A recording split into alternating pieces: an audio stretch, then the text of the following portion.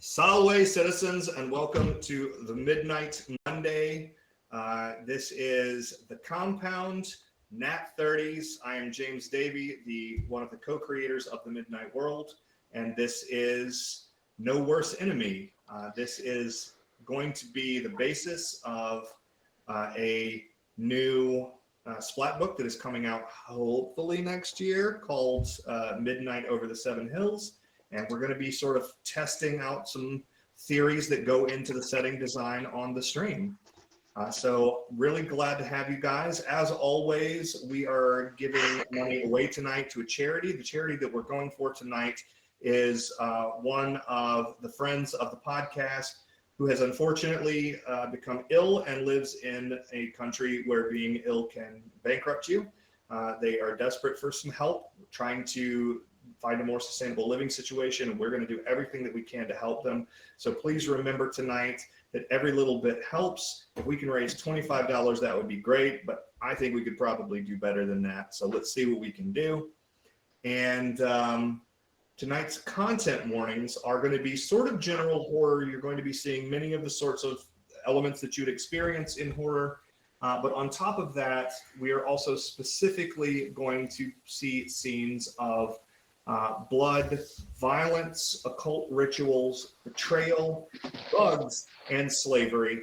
Slavery in the ancient connotation, not in its more recent connotation, but it isn't any better. So those are your content warnings for tonight.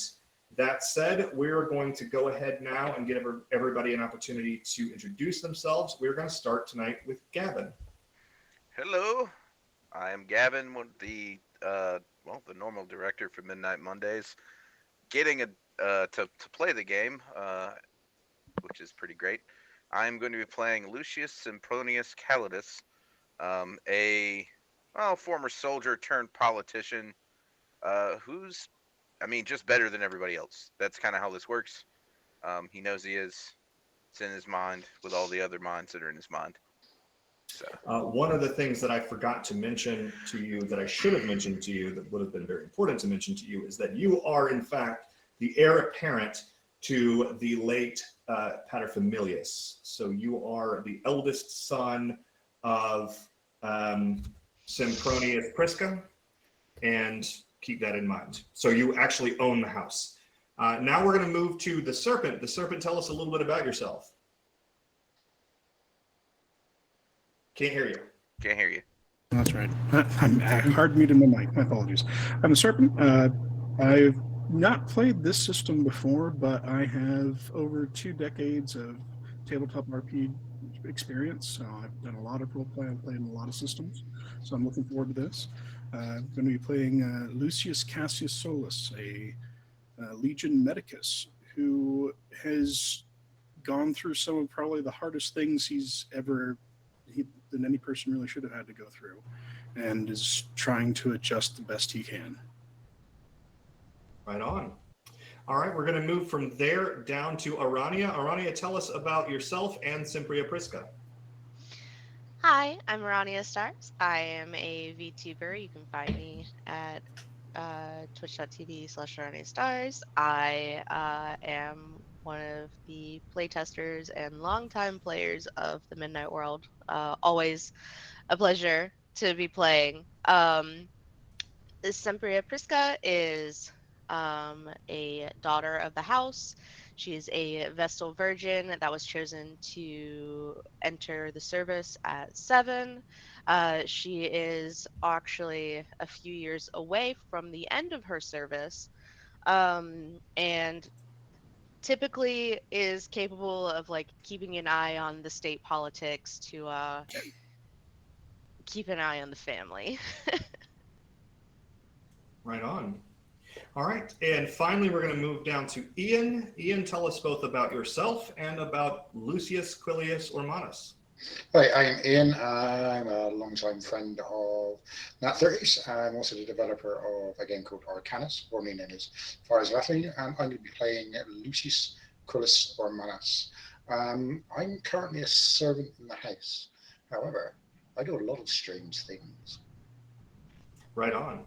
So now with three full names, you are, I imagine, a client, not a slave, correct? Yes. All right, very well. Okay, so with that said, we're going to dive right in. So it is the Nones of Quintillius. It is the spring of the year of the consulship of Decula and Dolabella. Currently, Lucius Cornelius Sulla has taken control of Rome and installed himself as Dictator.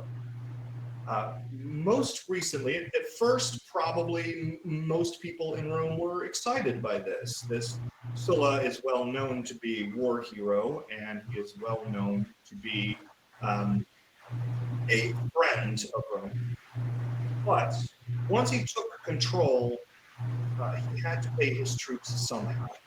The way that he started to pay his troops was by proscribing the families of the individuals that had rebelled against what he called rebelled against Rome, more specifically had challenged him. Those families were stripped of their belongings, they were killed, and those belongings and their estates were sold off to help refill the coffers of Rome. And probably the first, maybe even the second round, all of the patricians of Rome were happy to see this happen. But then there was a third round, a fourth round, a fifth, and a sixth. And each time, the net spread more widely, and more patrician families were caught up in it, to the point now where anybody who has so much as side-eyed Sulla or one of his advisors in all of the history of this conflict might find themselves on a list in the forum. Tonight, the Sempronius family gathers in their villa on the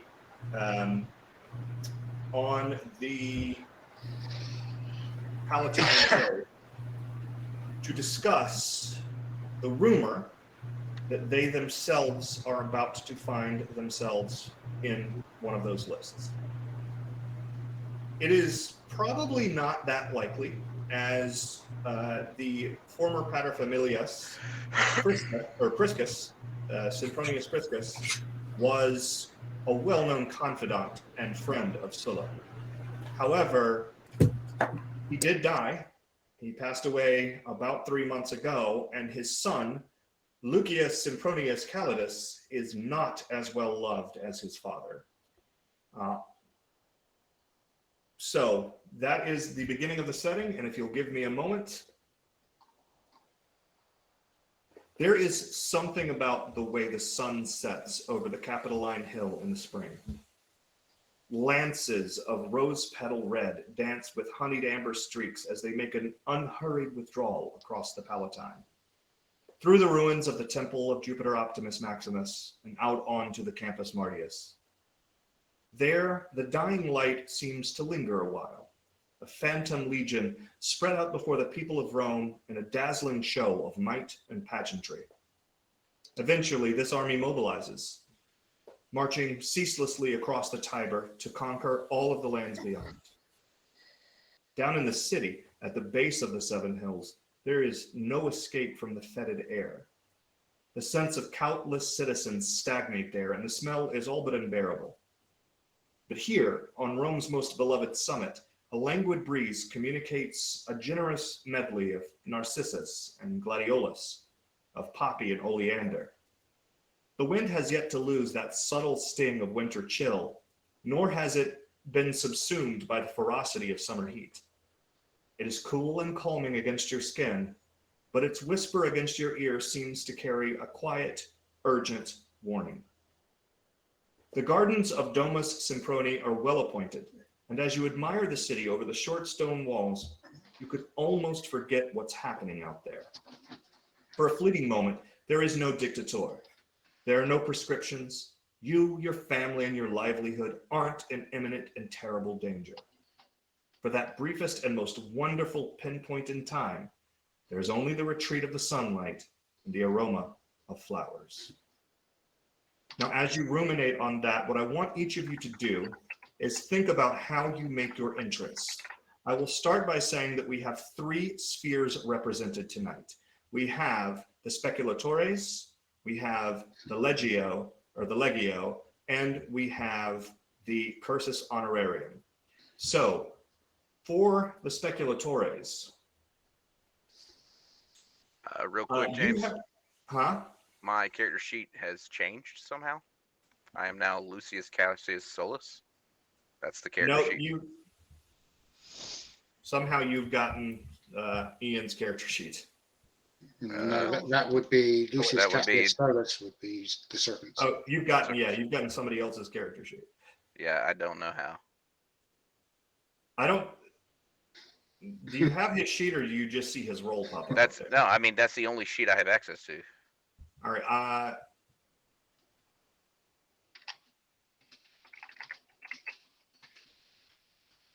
Here, let me see if I can give it to you again. Yes, because somehow it has been made public. Sorry for the momentary technical difficulty, everybody. Since it's been made public, can you just click down on the menu and select it? Because I don't know if I can hand it to you again.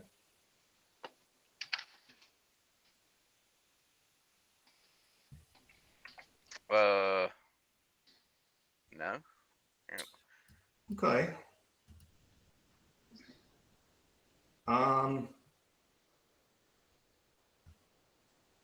Huh.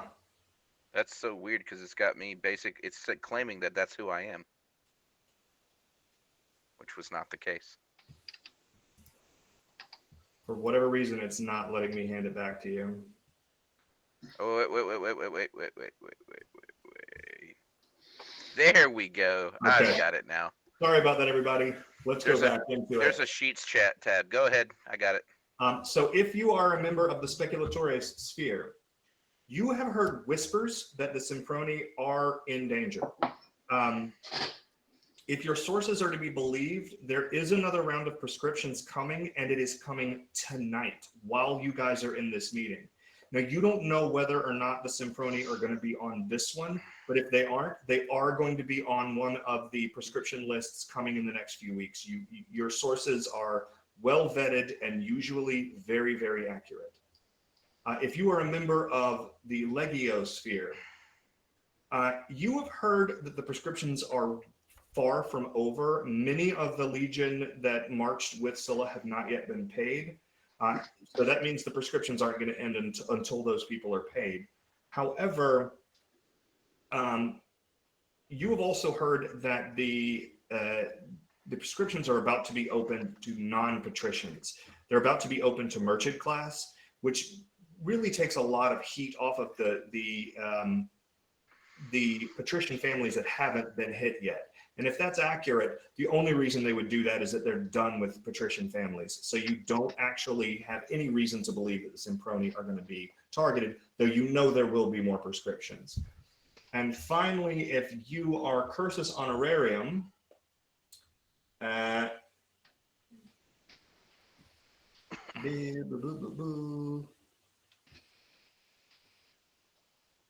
you have heard that the Sempronii are specifically in Sulla's crosshairs.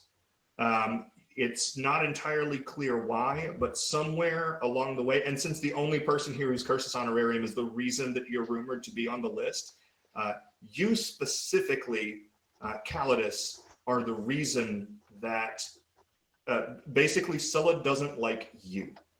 And because of that, and it isn't even him, it's his treasurer. Because his treasurer doesn't like you, you have heard that you might end up getting proscribed. So with those bits of information, describe your entrances into Domus Sempronius and tell us how you sort of mill about. Okay, I'll go first. As a Vestal Virgin, while my comings and goings are noted, they're not exactly like public nor secret, but still I enter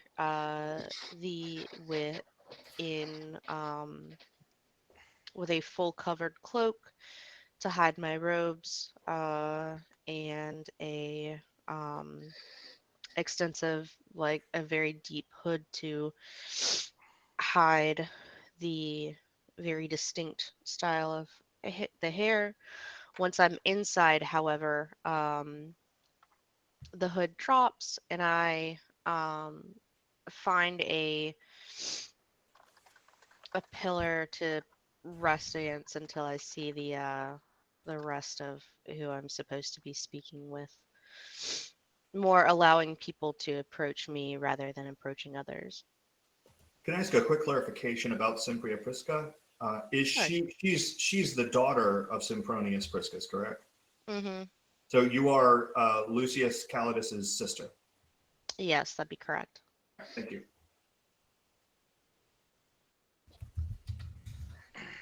Either the only daughter or one of several. I'm going to say that you're his only daughter, and Lucius Calidus, you're his only son. Okay. Well, I will be probably coming in around the same time as Prisca here. I am going to enter with. Well, I'm going to enter, head held high, kind of in a rigid,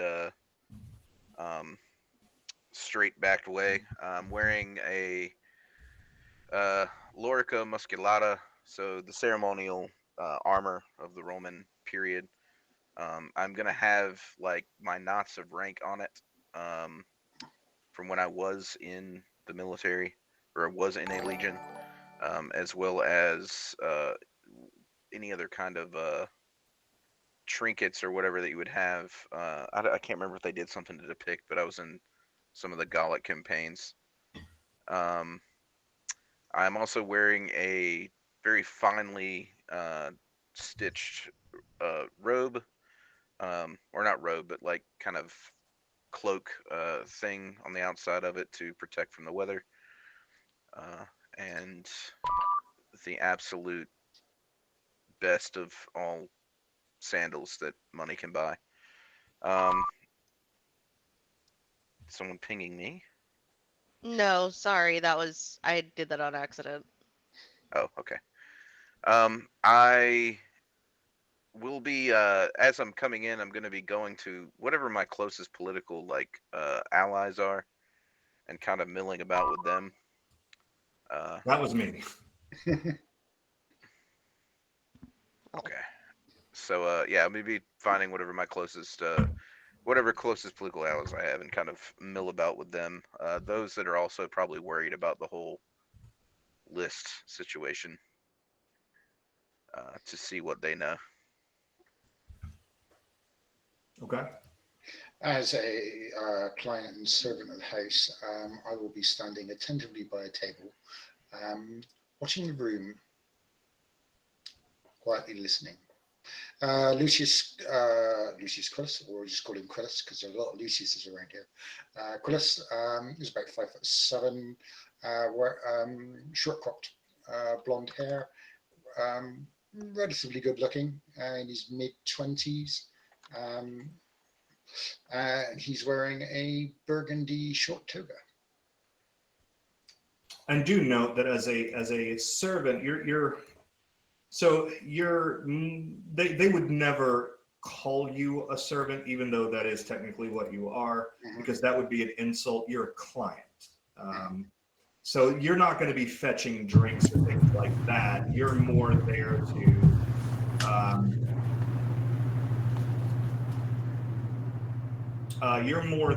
to do things like go handle stuff for them out in the city, but not as a servant, you understand, as a client, as a friend.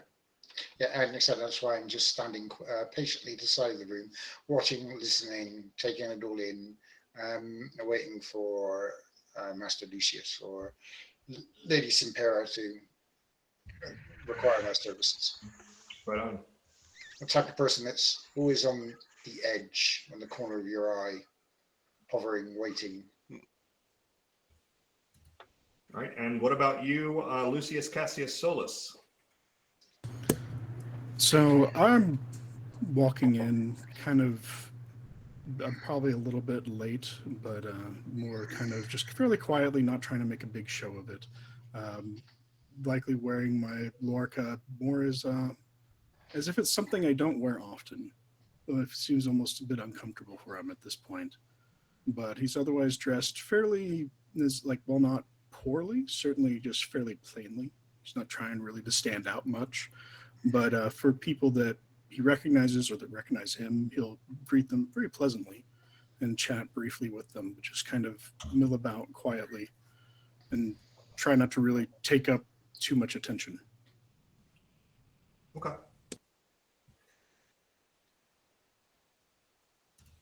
So what I'm going to do from here is I'm going to ask, I'm going to let you guys sort of mill about and role play for a little bit and sort of get into the skins of your characters. So, Frisia will, like once she sees Lucius Sempronius Calidus,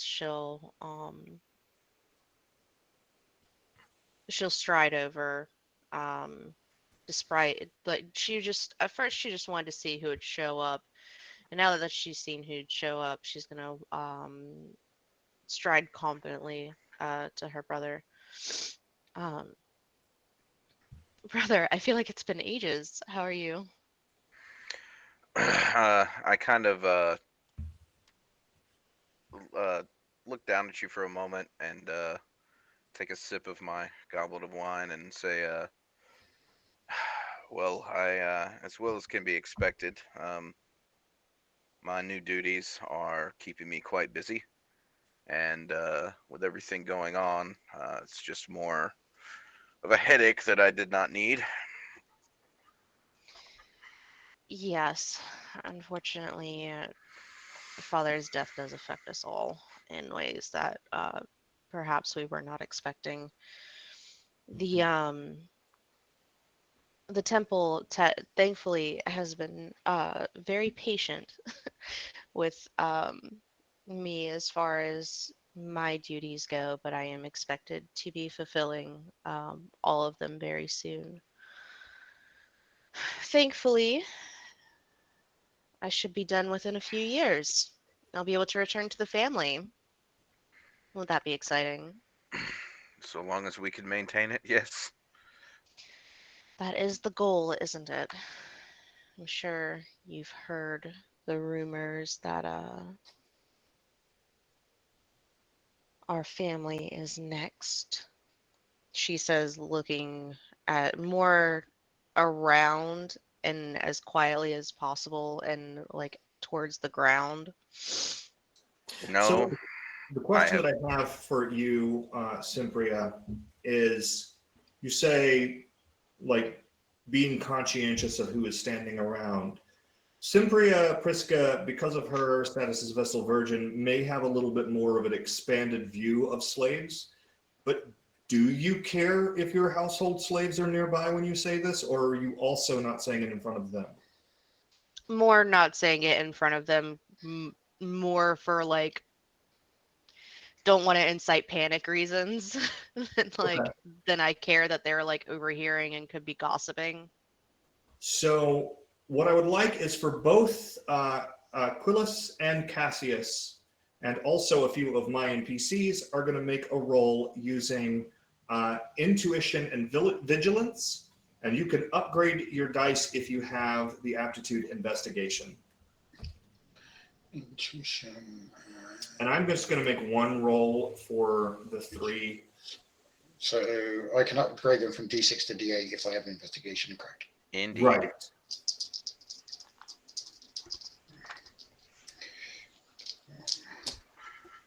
Okay. And what happens if I roll 8s? Unless you have the specialization, nothing. I have the specialization investigation, yeah. You do have a special. What is the specialization in? There's an interrogation, sorry. Oh, interrogation. It won't work here. So, all right. So, So that'd be how 4 successes. many hits did you get total? 4. Oh shit. Okay. Cool. So both of you, both Cassius and Quillus, you can't hear what is being said, but you see Sempria Prisca lean into her brother. And, you know, normally this behavior wouldn't be that out of the ordinary. It's his sister. and he is technically the paterfamilias, but there's something in the way that she glances around the room that just lets you know she's trying not to be overheard. She has said something to him that she wants to keep between the two of them. As one of my roles in the house is nomiker, every time someone comes up and approaches the two of them, I will step in and introduce them, as was a standard Roman tradition, just to enable myself to get within earshot. Okay. I kind of look at Sempronii and it's like, that is not the information that I had. I knew that more lists were coming, but I had not heard that we would be upon it.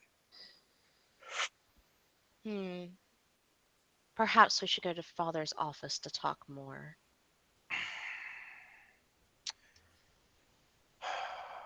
Most likely, but we should probably do so later. Let's try to find out as much as we can from others here and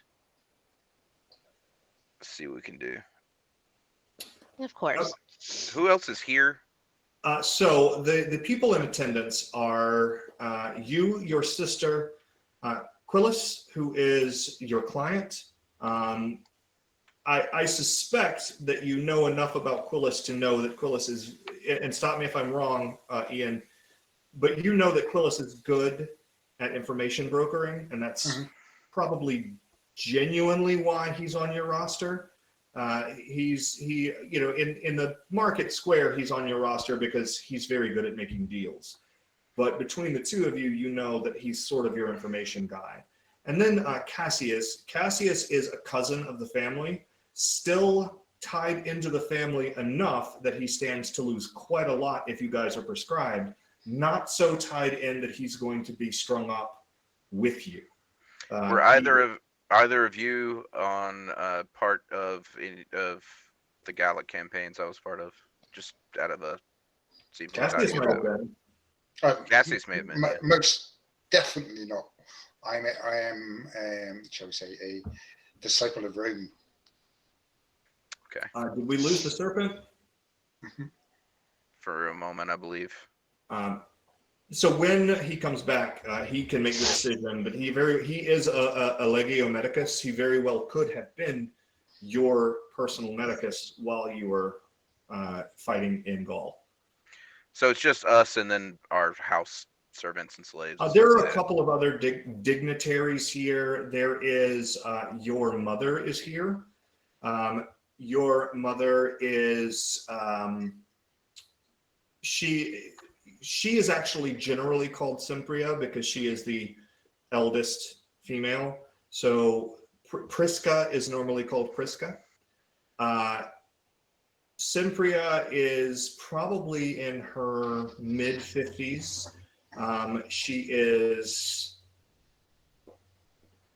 She's normally very put together and very staid and stoic, but she is extremely anxious in a way that only family members will spot because she is still held with her back straight and her eyes forward, but there is more silver at her temples than you have ever seen, and her hands shake when she holds her wine.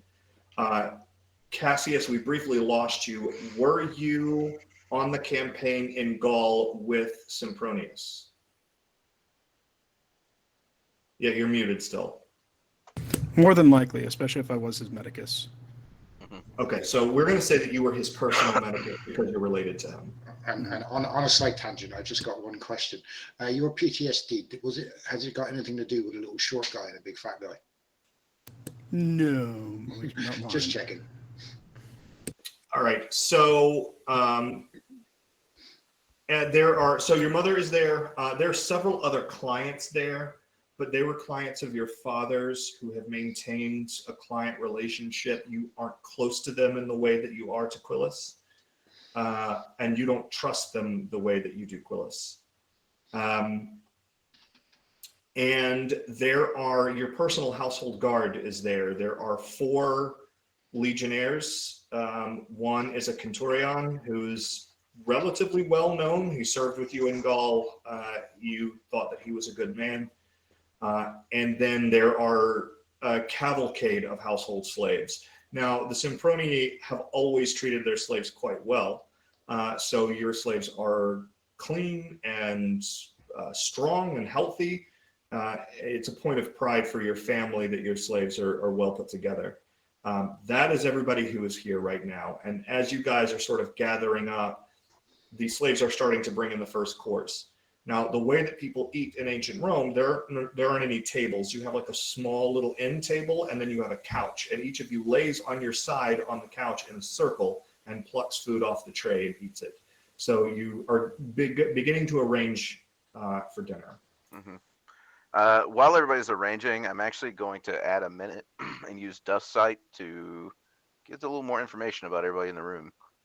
Okay. So you definitely see trails of power, of magical power coming off of Cassius, Sempria, Prisca, and Quillis. There are a few others in the room that have sort of vague, interrupted vestiges of some sort of thing, but none of them in the room are where you guys are.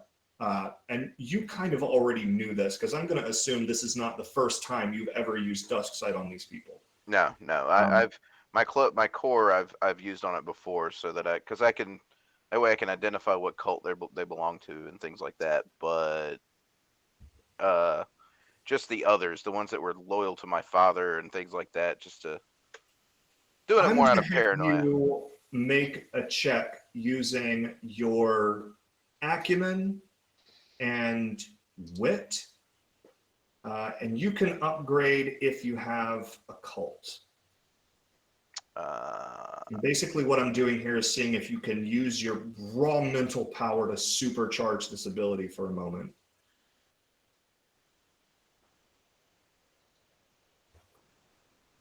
One success.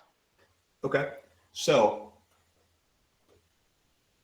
you sort of look around the room at the normal people just to make sure that their trails of power haven't changed, and they haven't. But two things stick out to you. One is that your sister's is more powerful than you've seen it before. Now, granted, you haven't really seen Prisca in probably 3 to 5 months because you've been on campaign. And you've sort of seen her in passing, but you haven't used the power on her in about that long, and her power has grown. And as you're sort of investigating that, as you're sort of looking at those thick tendrils of void energy that are coming from some other place, you incidentally look past them.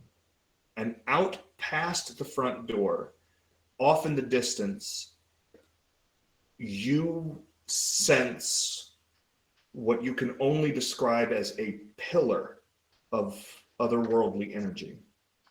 It is brighter and more potent than anything that you have seen, and it looks like it is moving this way.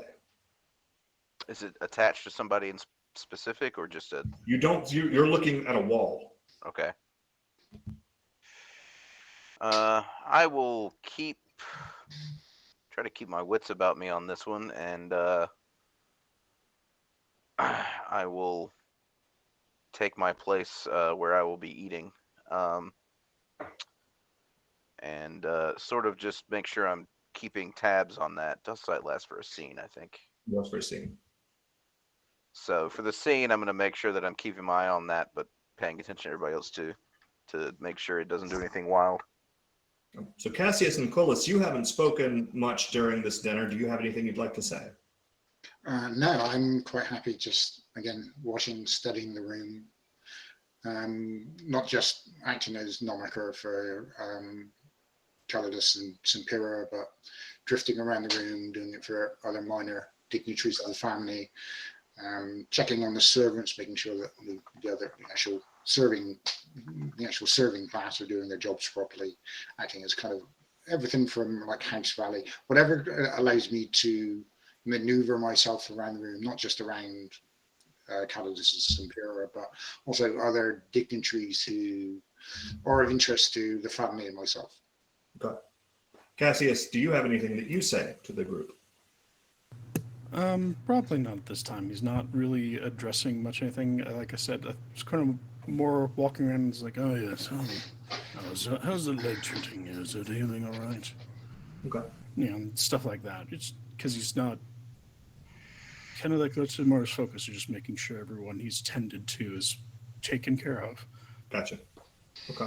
And you have in combat, you have dealt with the people who are now the house guard. They know you, they trust you, and they, you know, you walk over to Cassius Longinus, who is the Quinturion who is currently guarding the door. He's sort of the chief of the house guard.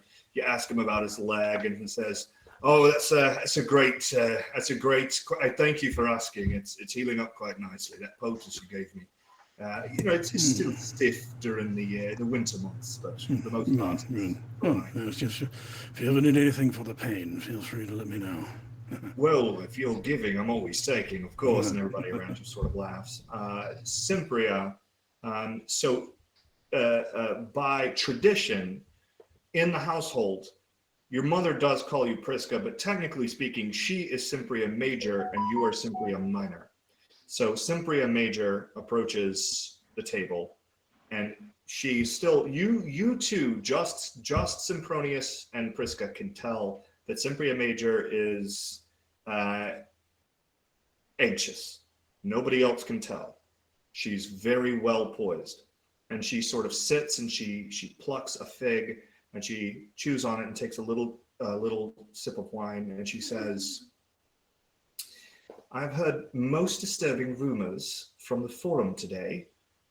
I was wondering if my most illustrious children had heard anything similar." There are many rumors floating about. You have to be a little bit more specific, Mother. Let me take a moment aside to say, Ian, I am sorry that I'm butchering your accent, but I'm still going to do it. Go for it. All right. So she says, "One of my ladies in waiting did mention earlier that there may be another round going up this evening in the forum." We have heard the same thing, yes. "Have you heard anything about who may be on it?" Recently, I have heard that our name may be a part of, if not this evening's, then one coming soon. Though I have no way to verify that yet. I was hoping to discuss more of that this evening, to try to give us the information needed to plan for it. "Your father was much beloved." That he was.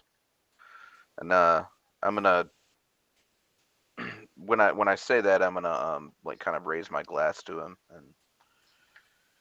And all of the servants and everybody who's around who has a glass in their hand also raises it. Right around this time, there is a quiet but insistent tapping on the door into the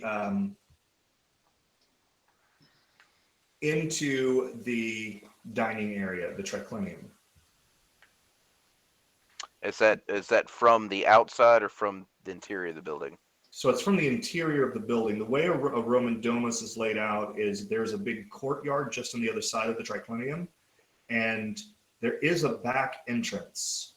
And you, pretty much all of you except for Cassius, actually even Cassius, because Cassius comes from a noble family too, you're all pretty aware that if anybody were to come in from the back with, say, information, they would probably come to this door.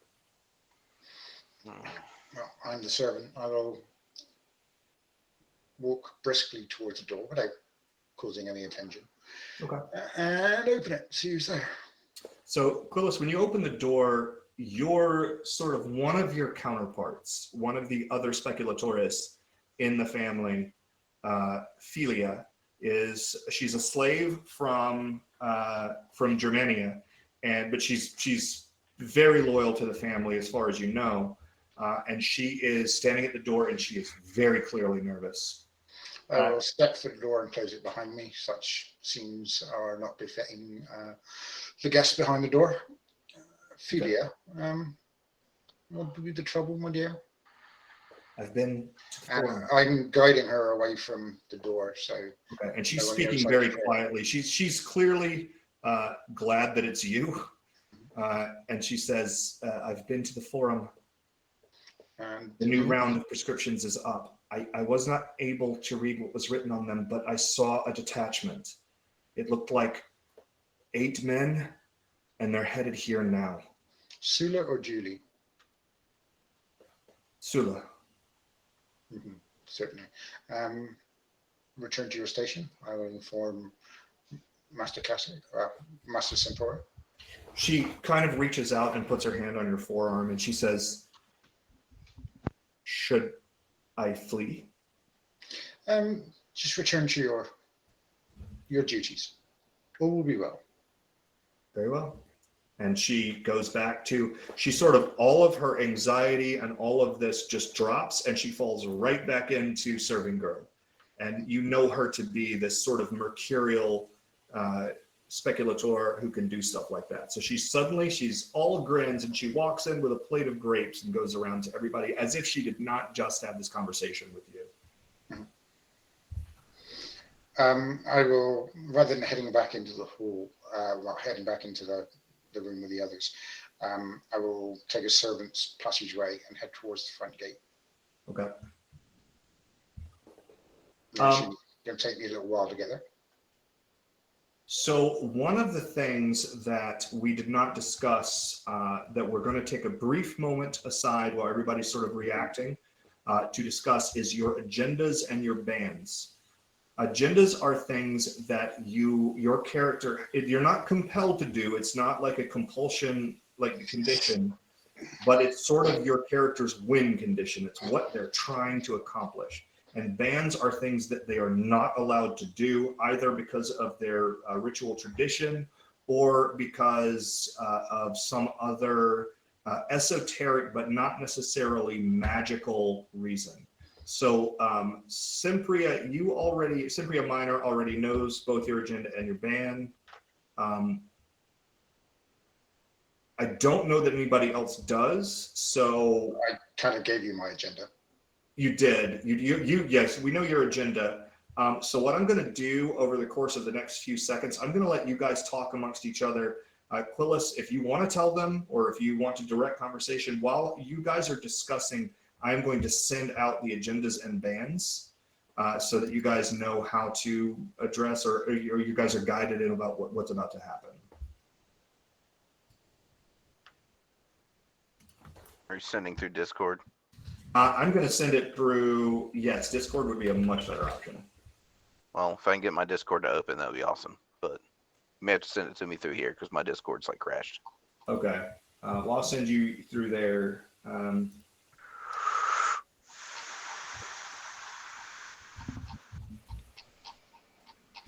So would I have noticed Quillius like moving in these ways? I'm going to say, for the sake of giving you guys something to discuss, I'm going to just administratively give you one success on that roll and say that you can't determine exactly what's going on, but he is moving with a purpose. And usually when Quillis moves with a purpose, that means something. Most of my behavior tonight would have been normal because the roles that I played so far, like Nomica and stuff like that, are kind of my role within the house.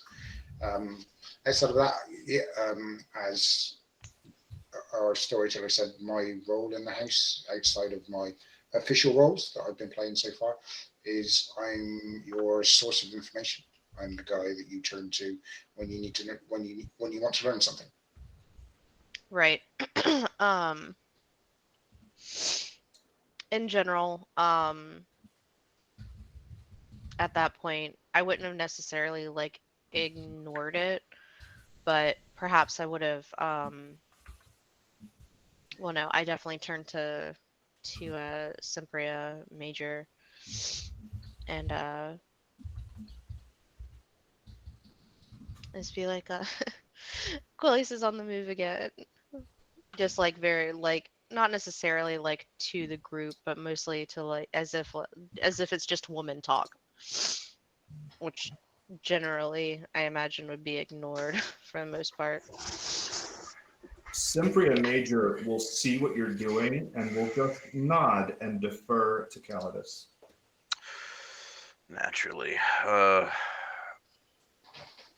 And we didn't see whom he was talking to necessarily. We just No. saw.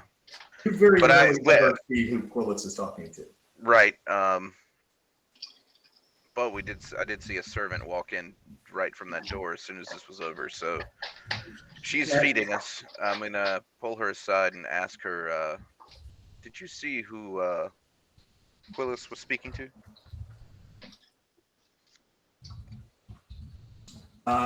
She'll shake her head. No, I'm sorry. I've been very busy. Can I intuition empathy that? Absolutely. Negotiation, psychology, spotting, Okay. deception. I have Yeah. spotting deception. So let's clear that. Pardon.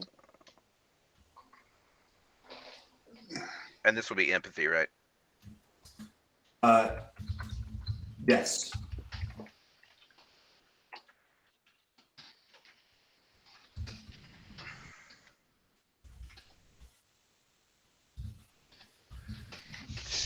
One success. Okay.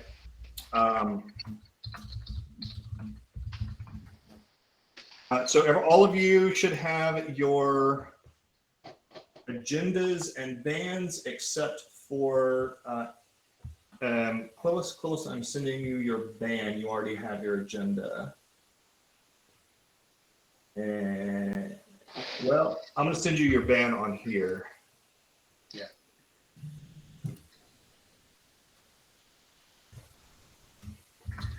And I'm answering your questions.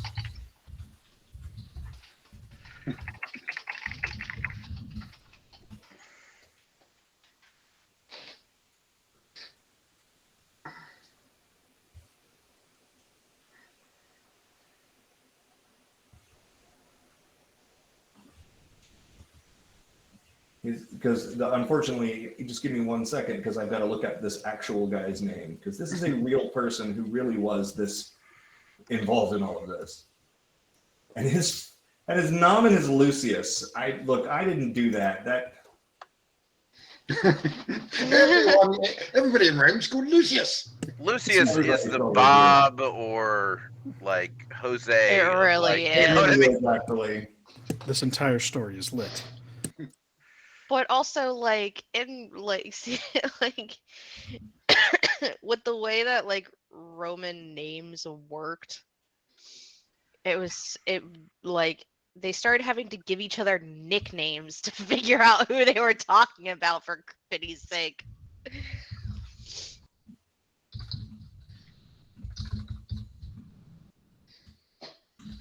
All right, you've all got your agendas and bans, so keep those things in mind as this next series of events unfolds. But before my stuff unfolds, so you guys have now seen Quillis move to the door with a sense of purpose. How are you responding to that? Well, I have trying to discern whether or not I'm being lied to, which I got one success on. Okay. There's just something subtle in the way that she's grinning and the fact that you know her, and you know what she does. She's definitely not being completely open with you. She's hiding something. And since you know her and you know what she does, you assume exactly why she's hiding it.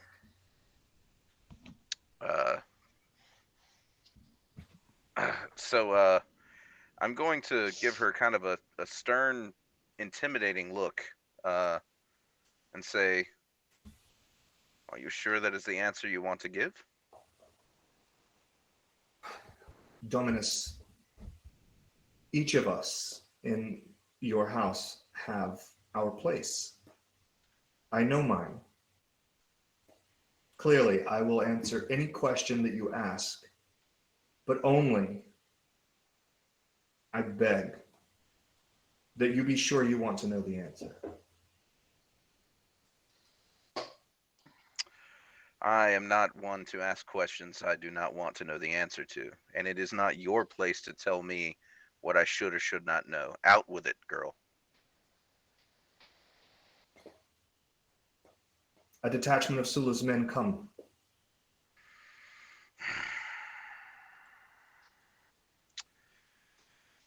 Thank you.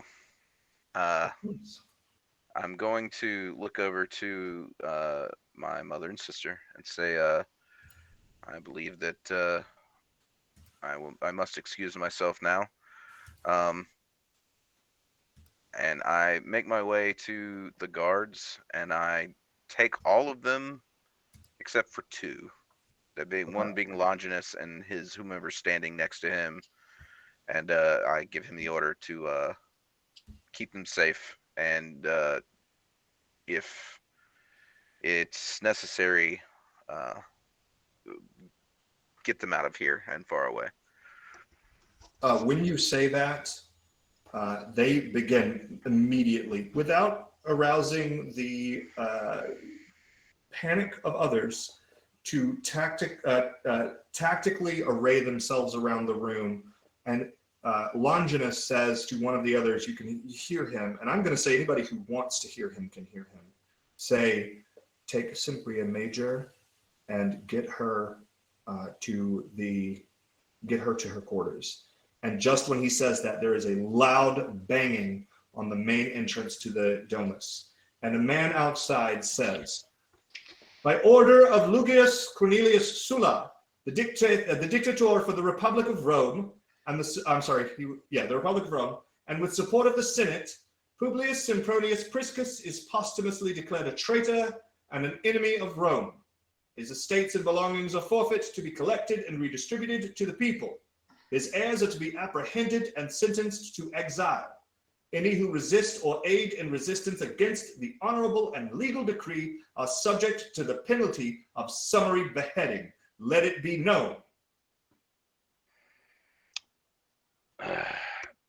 Well, shit. Okay. I need to see if I can see how many are out there.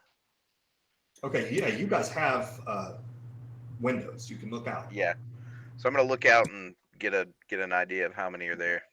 So you look out. The first thing that you see is that there are 8 men standing out there.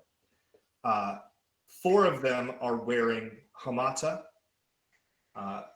3 of them are wearing just robes, just tunics. And 1 of them is wearing musculata. You sort of start to size them up, whether or not you think you can take them, and then you see her. She is standing behind them. She is just on the corner of the light, but you absolutely recognize her. Add a minute to your clock. It is the woman from your memory.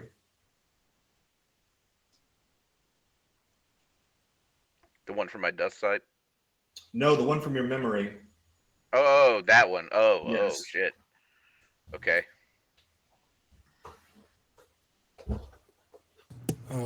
As an aside, Cassius has already started moving toward Sempronii Priscus, just to make sure that he is nearby. Okay.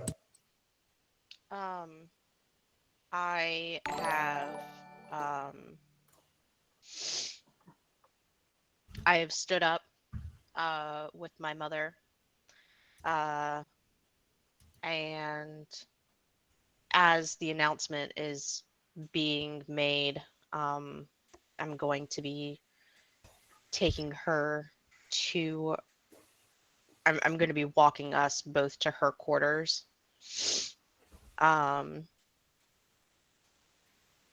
Speaking in as hushed tones as possible, because I'm taken care of as a Vestal. I'm taken care of by the state, and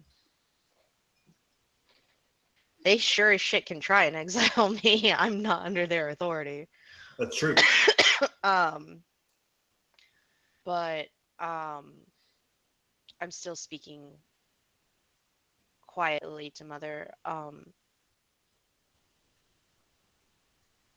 Is there anything in the house that needs to leave with me tonight, Mother?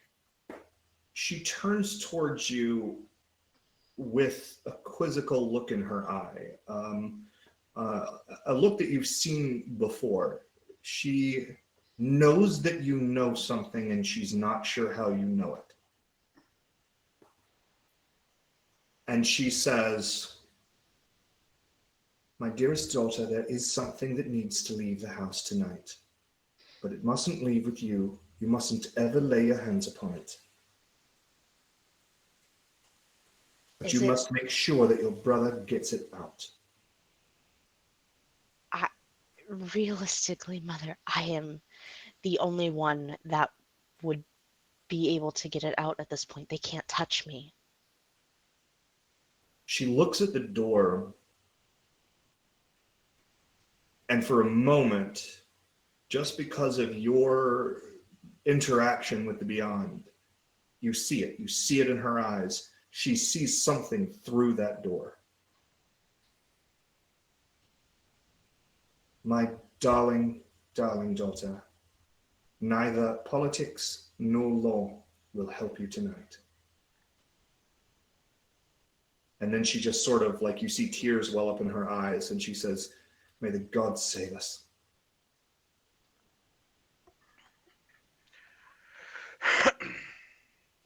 Back at the front door, that insistent pounding starts again. "You can open the door, or we can bash it in." Well, I'm going to go to the door and look at the guards there and say, I will not ask you to fight them, but I will have you barricade this. If they get in, put your weapons down and do not impede them, but stay out of our way too. And if anyone sees Quillis, of course he had to sneak off at the worst time possible. If anyone sees Quillis, send him to the back entrance. Technically, Quillis was the first one to move and should have made it to the gates before the detachment got there. But well, to be very clear, they're at the outside gate. There is an outside gate and then the door to the house. So they're actually at the outside gate. They have not made it into the yard. Oh, okay. So Quillis is out there somewhere. Yeah, Quillis is moving to go to the gate to try to talk to them. I assume he's trying to talk to them. I don't really know what he's doing. Okay. Right, that's where I was heading. All right, so let's run that. So you get to the gate, and there is a slat where you can talk to the people on the other side of the gate, and you see them, and you see these 8 men, and you see all the same things that I described. But then at the back, just on the corners of your vision, to the point where you almost can't even really be sure you're seeing it, you think you might see somebody else. So make I'm going to ask you to make an acumen and vigilance roll that you can upgrade with investigation. So that makes it D8, acumen 2, vigilance 2, 4 and 8, 7 and 2, so 2. Okay. So behind all of these men, there is someone else. And you almost didn't see her at first because she stands 2 or 3 heads taller than all of these men. She's impossibly tall. And you just weren't looking that high for a face, but now you see it. She's clad in these black robes. Really all you can see is her face, which is this milky white with 2 red stripes painted down over her eyes in a Gallic style. She looks Gaelic, or not Gaelic, I'm sorry, she looks Gaul. But she also has, sprouting from her forehead, giant black antlers. And these antlers have little giblets of vine and pieces of meat and hooks hanging off of them. And she You can add a minute to your clock for having seen her because you immediately recognize her as not being human.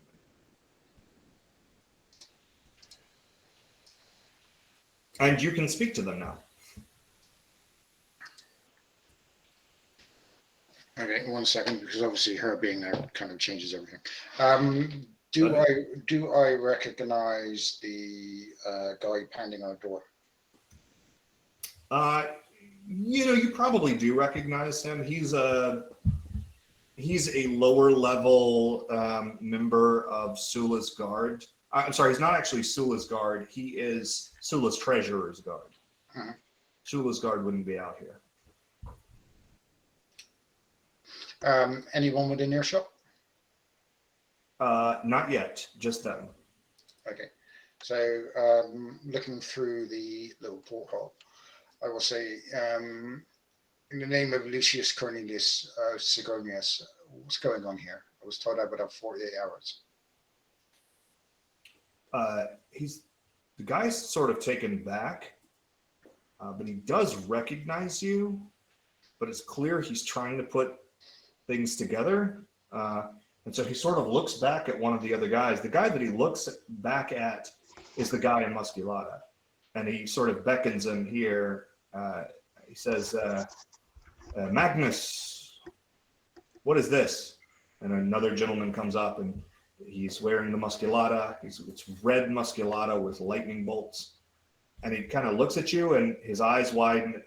He says, I was not aware that you would be here this evening. Well, I am. Kind of made things awkward, my friend. Unfortunately, I'm afraid this can't be put back in the box. Looking past him to the woman behind him. Yeah, definitely. He looks back when you do that, like, what do you... And he very clearly does not see her. Make note of that one. Very well. Return home, discharge your duties, and we'll see if they leave when she leaves. I know that you would really, really like it if you had the kinds of power required to give that order, but you don't. So what I suggest, if you don't want to be included in this order, is that you open the gate and step aside. That's not going to happen. Well, then I'm afraid we find ourselves at odds. Indeed we do. We'll see whose family hangs for this. Okay, and immediately you hear a call, and about 3 seconds later, you hear the battering ram hit the gate for the first time. All right, how are you guys reacting to that? Well, I as soon as I see whom it is outside, I'm running back into. I told them to barricade the internal doors. And I assume that you let Quillis get back inside before you barricade the doors. Right. But obviously, after closing the flat, I will turn and walk purposely towards the house. Well, it's like an estate situation, so like he can go to other areas and get to where I'm at, right? Like it's not just one way. Yeah, but not really. Like he can, but it's he's gonna have to weave his way through a whole bunch of shit, and these walls they're not that high, so they can walk around to a certain point and jump the wall. So probably Yeah. if the front door is open, you're gonna, unless you're trying to purposely snub him, you're gonna let him in the front door. Yeah. No. We're gonna need all the help we can get. Now, once I've heard that battering ram, because I'm sure it echoes through the estate. Absolutely. I returned to Sempronii Major. I was like, Mother, we do not have time for this. Tell me what I need to know fully, please, so that I may help my brother. And I'm already heading down to the cellar. She sort of looks past your shoulder and sees Calidus going downstairs, and you sense relief in her. And she says, she reaches out and she puts her hand on your arm, and she says, my daughter, I have been waiting for so long for this night to come. I have dreaded it, I have feared it, but here it is. And I find myself relieved. Your brother has the issue well at hand. The most important thing is that what he carries you must not touch, and it must make its way to your temple tonight. There you must dip it in the eternal flame. Everything will be revealed once you have done so. I understand. Now, to get you safe, I kind of step to the guard that You say that, and tears well up in her eyes, and she reaches out and embraces you with a warmth that you haven't felt since you were little. And she says, of course, to get me safe. you too, and I address to the guards that came with us. Please get Sempronii Major to her quarters and instruct her handmaidens to pack something of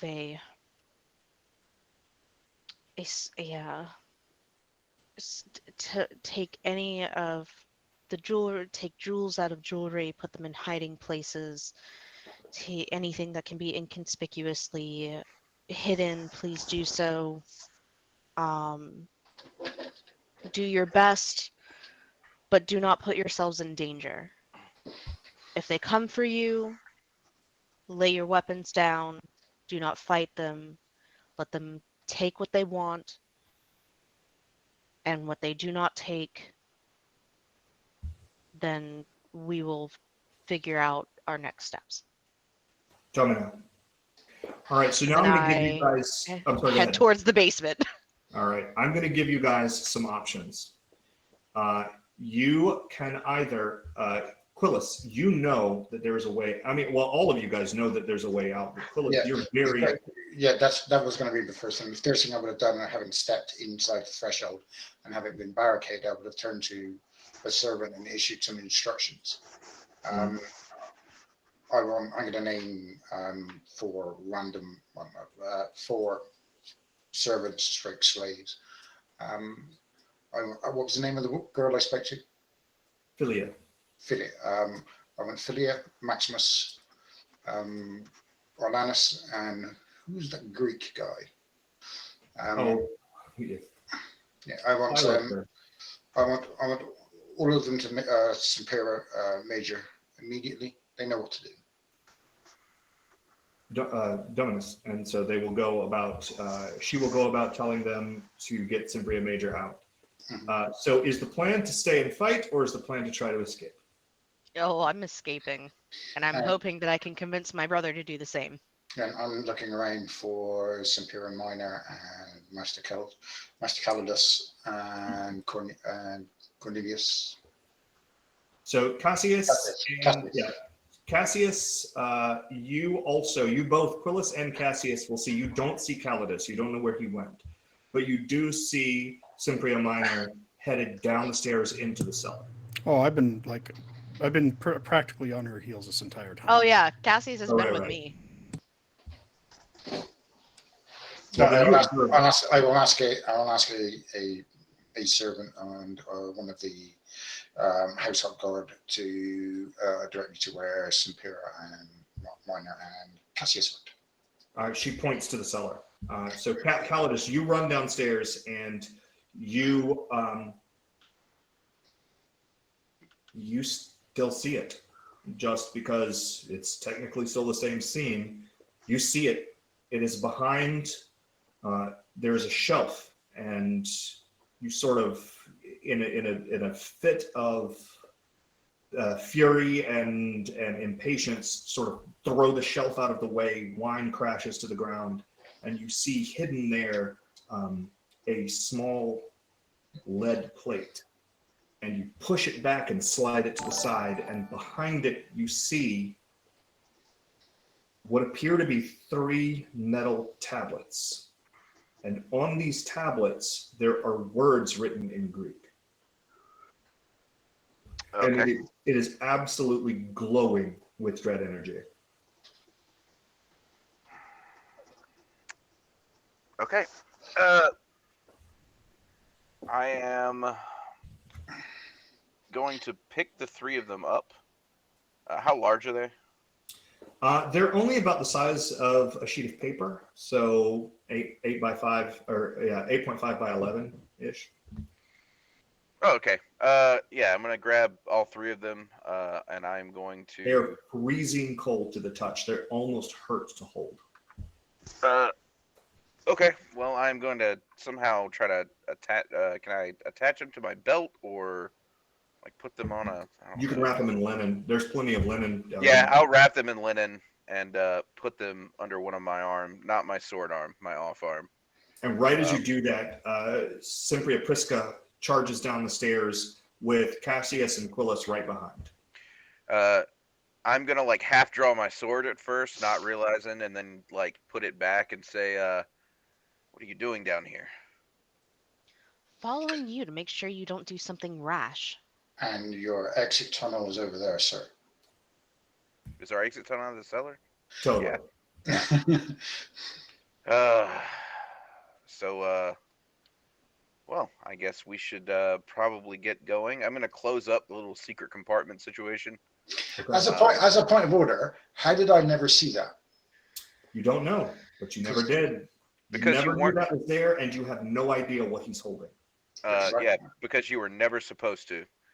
'Cause I got Family shadow. secrets. I he have shadow. understands. I have shadow pierce. Shadow Pierce wouldn't have seen through it. Dust Sight would have. Dust Sky would have. This is not, and it's not a mundane hidden thing. It's a Yeah. dread hidden thing. So, Okay, fair enough. Dust So- Sight would have let you see the tendrils of power or whatever. But So you guys are going to flee, I assume. You're not going to stand and fight. yes, we are Okay. going to So- leave. Quillis goes to a section of wall that is a little bit more finely hewn than the wall around it. I mean, most of this stuff is made out of like lime. It's not particularly well carved stone. It's just sort of carved into these rough walls. But there is a section that seems a little smoother, and you've always noticed it. You've always seen it, but you thought it was because maybe there was a shelf pressed against it for many years. But he walks over, and using a quick series of knocks on the wall, he forces it to swing open like a door. And there is a darkened tunnel beyond it. And the tunnel is completely rough. It is just tunnel carved into rock. There's no light, but upstairs you hear the sound of splintering oak and the sound of battle being engaged. Didn't we tell them not to fight? Oh well. Quillius. Impressive as always, friend. Shall we go? My lady. I will open the door, step aside to allow Cassius to go first, and obviously Are there torches down here in the bottom cellar area? There are. Yeah, you can grab some off the wall. I'm gonna. Well, for one, I'm gonna take some of the oil that would be down here, and I'm gonna drop it down at the base of the stairs, and I'm gonna throw one torch on the oil and grab another one for lighting our way out. Okay. I am going to say that even though you grab that torch, it's not fast enough. Prisca, you're looking into the tunnel when it opens, and for just a second, you see nothing but darkness. So go ahead and add a minute to your clock.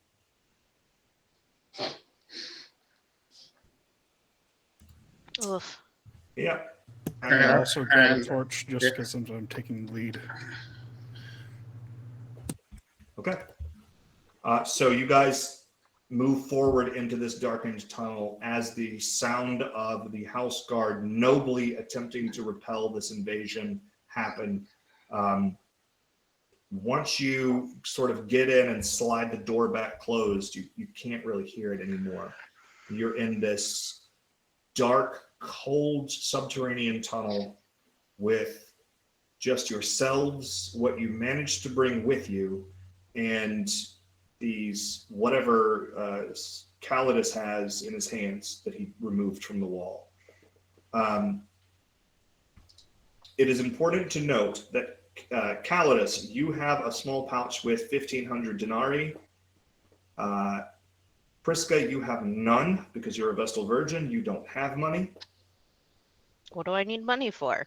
Right. Cassius, you have about 250 denarii. And Quillis, you also have about 250 denarii. I'd have probably have had a go bag stuffed in a barrel somewhere down here as well. Sure. But unfortunately, you didn't have enough money to put it. 250 games.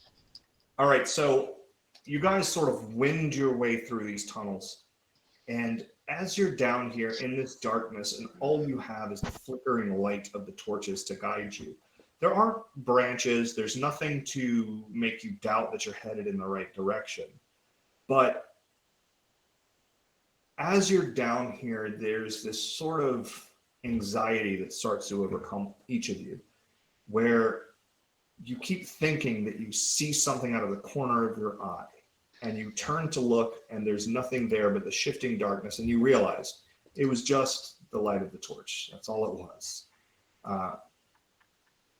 But perhaps because of everything that is going on, and perhaps just because of your own anxieties leading into this moment, that shifting darkness feels oppressive to you.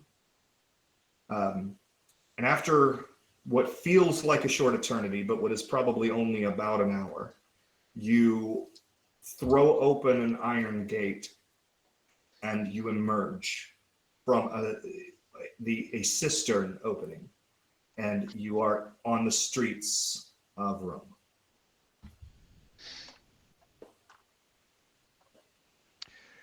Would I know about how far we are from my temple? Yes. Well, hold on. Actually, let's have you roll an acumen and wit, and you can upgrade it with navigation.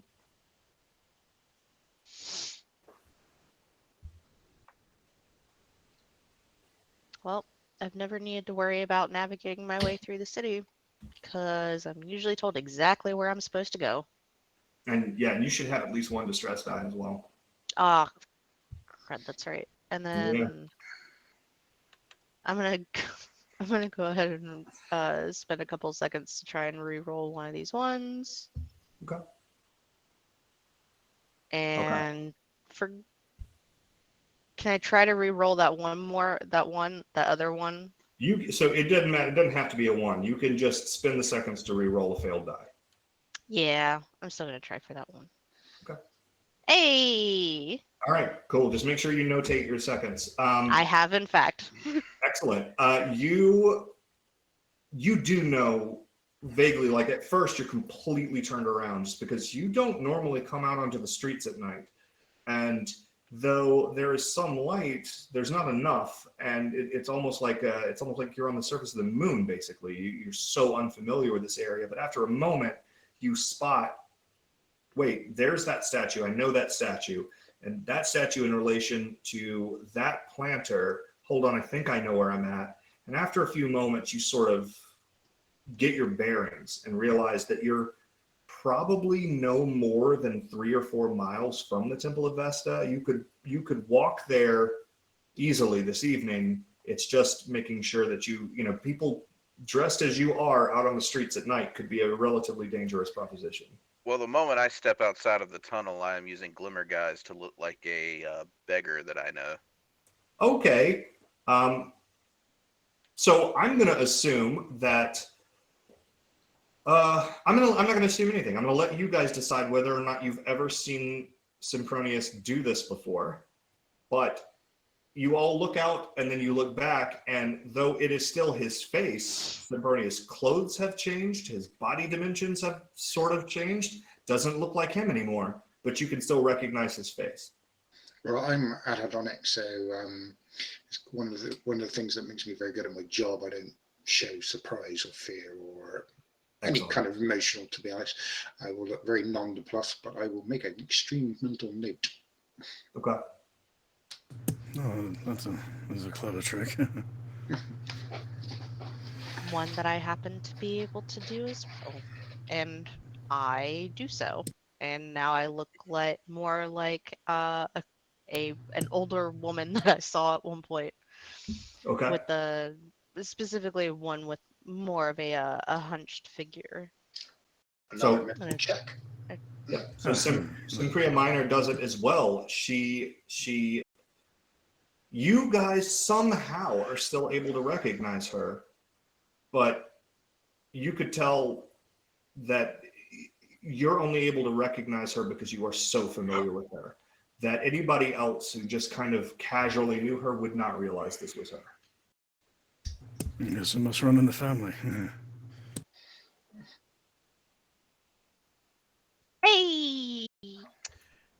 All right, so you guys are going to begin to head towards the Temple of Vesta, right?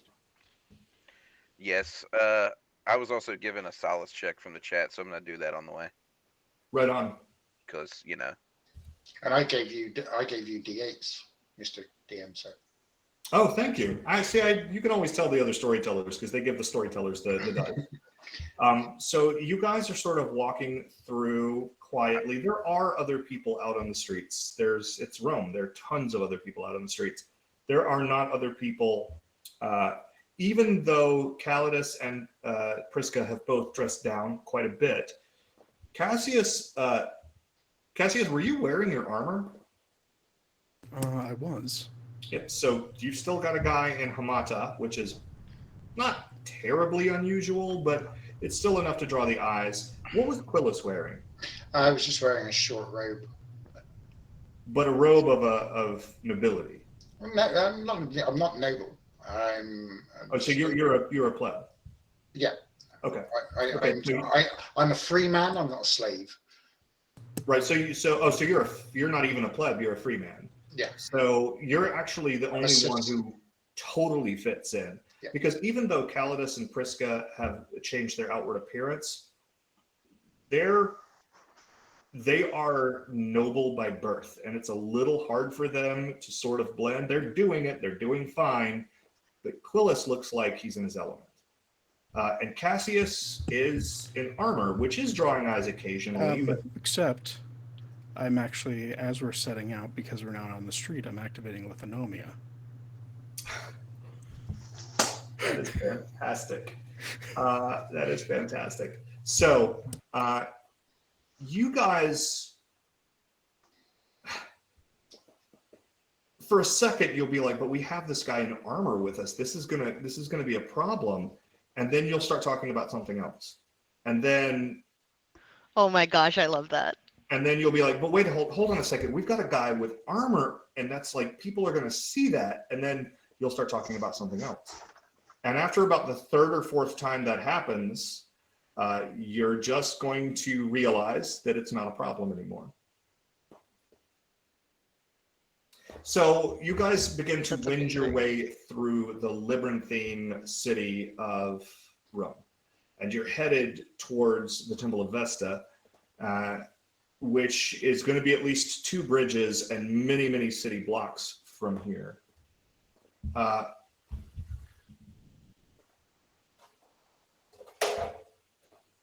Why did I get so orange? Okay, so actually it's appropriate. So you guys are winding your way through the city, and after probably a good 45 minutes, you guys have been through a lot of really stressful stuff, and you're kind of tired. What are you guys going to do? You need water, you need a break, you need to sit down a bit.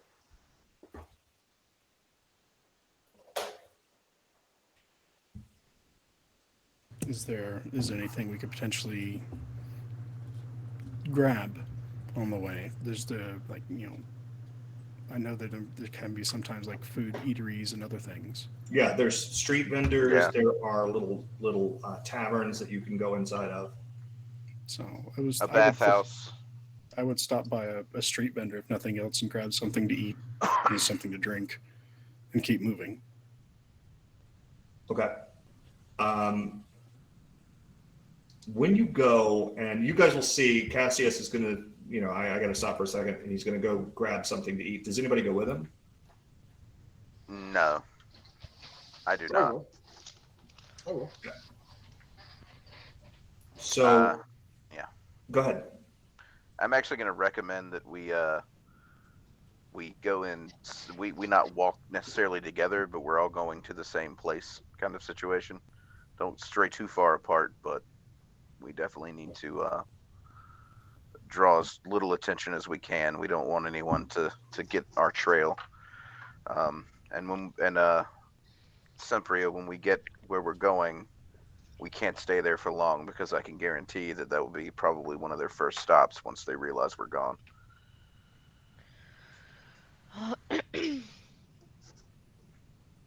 Yes, I'm unfortunately quite aware. It is worth Though- noting that the Temple of Vesta is sacrosanct. So nobody can go in it and hurt you. Even if they know that you're in there, they can neither go in and hurt you nor wait for you to come out. It's sacrosanct. The daemon may be able to, though. I mean, that's That's a great point. I don't, there's a lot of things. Yeah. They have something with them that does not necessarily follow our rules. Do you talk to your compatriots about that? I will mention it. I will bring up they had there was a daemon behind them. And I described the tall woman with the antlers and whatnot. Whomever is behind this is working with something unwhole. With my aptitude in occult, does it sound like anything familiar? Let's have you make an acumen and wit, and you may upgrade your wit dice because of your occult. Could I actually do the same, being part of the temple? Right on. You said acumen and Acumen wit. and wit. Yeah. Can occult upgrade any of those? Oh yes. Yeah. It can upgrade the wit dice. Looks like I've got 2 successes. Okay. And you don't have any. How many minutes do you have? I have not been given any minutes. So you've only got the 1. Okay. Cool. And then 1 success. 1 success. So both of you. It could be a lot of things, that description. I mean, Gaul has some bizarre daemons and goblins and all kinds of other bizarre mythologies. But something really strikes you about the description of the red face paint and the sort of full blue eyes and the antlers. That's not Gaulish, though. It's Greek. There is a legend of a Greek goddess of nightmares named Melanoi that is described as being as having these blue eyes that glow dimly and are blue all the way through, even in the whites, and specifically is described with antlers or horns and the red streaks of blood down her face.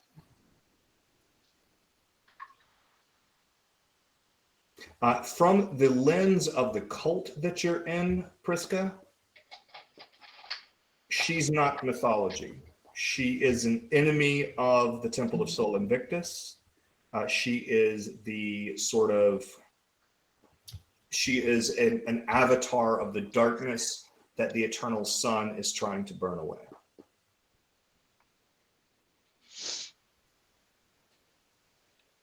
Interesting. I will more or less share what I know about the image that was seen, but not so much about the cult stuff. You'll describe Melanoi. Yeah. I'll describe Melanoi, and more or less where, from a mythological standpoint, she comes from, as far as like stories, as we walk, kind of like, I think the only exception to like the stay apart rule would be the frail old lady leaning against her younger son. Just as and talking as we walk. Okay. Cassius, you reach forward to grab the food from the street vendor. And, as a member of the Legion, you've eaten at many street vendors. You may have even eaten at this one before. You know it's not the best quality food in the world, but you trust it. And as you sort of you hear them talking, and now that you think about it, you also remember a myth like this. And you go to lift the food to your mouth, and your eyes naturally fall on it as you're considering it, and your hand is full of scorpions. I will immediately shudder and fling that down because I don't want a handful of scorpions and step back. You guys see Cassius pay. Cassius, go ahead and remove 1 denarii from your stash. Denarius, move 1 denarius. He pays for his food, steps back, looks up like he's going to say something, and then panics and throws his food on the ground. Does it still look like? No, the moment it hits the ground, it's food. That's strange. You're okay, Cassius. That was a very nice looking pie too you threw out on the floor. Yes, it was. I'll have one, please. Thank you. It has appeared to be some. Maybe I'll talk about it later. I don't think I'm feeling myself. The vendor kind of looks at Cassius and then sort of vagues out, saw that whole thing happen, looked really scared of your whole group, and then makes eye contact with Quillis, and smile returns to his face as if none of that happened at all. And then he's like, certainly, one moment, and he goes and gets you food and gives it to you. And it's food.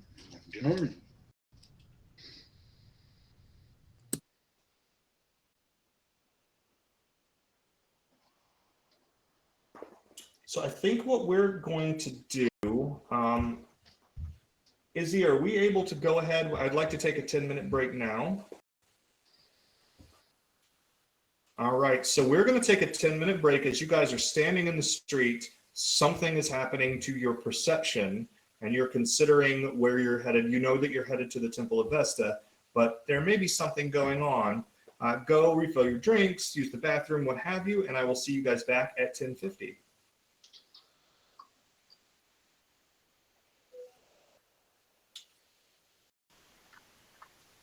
All right, welcome back to No Worse Enemy. We're going to dive right back into things. So you guys are sort of standing around adjusting to what is going on when you see maybe just about 200, 300 meters away, there are several men wearing hamata, which is chainmail, with torches, walking around, knocking on doors, and you can hear they're not looking for you specifically, but they're looking for prescribed people.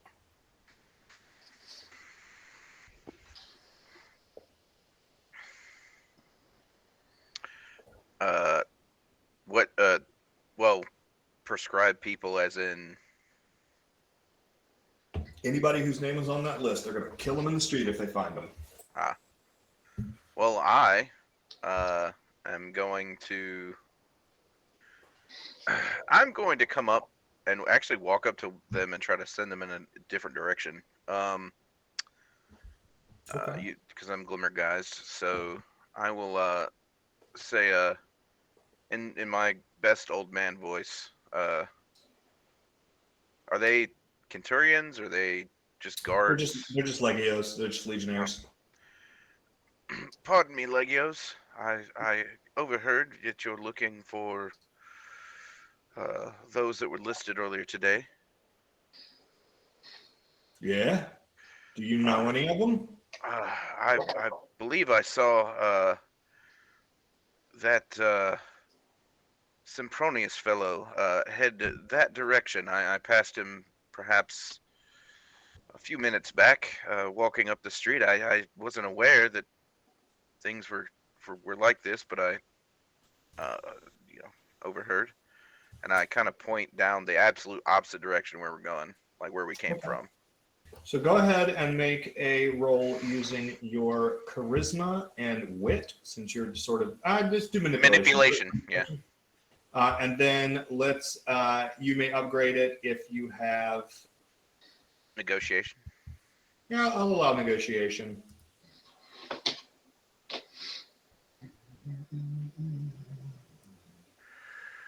And I've got only one of these now. One success. Okay. So one of them the one of them is like, right, let's go down that way then. The other one grabs him as he goes to walk away, but never breaks eye contact with you. He leans forward and he says, how do you know Sempronius' name is on that list?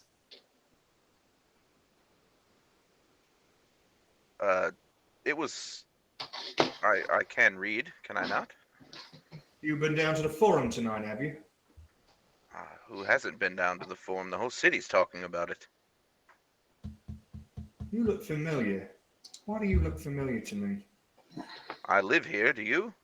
He's reaching, and he sort of reaches, and he's not drawing his weapon, but he kind of looks behind you and sees the other people arrayed behind you. He completely looks past Cassius.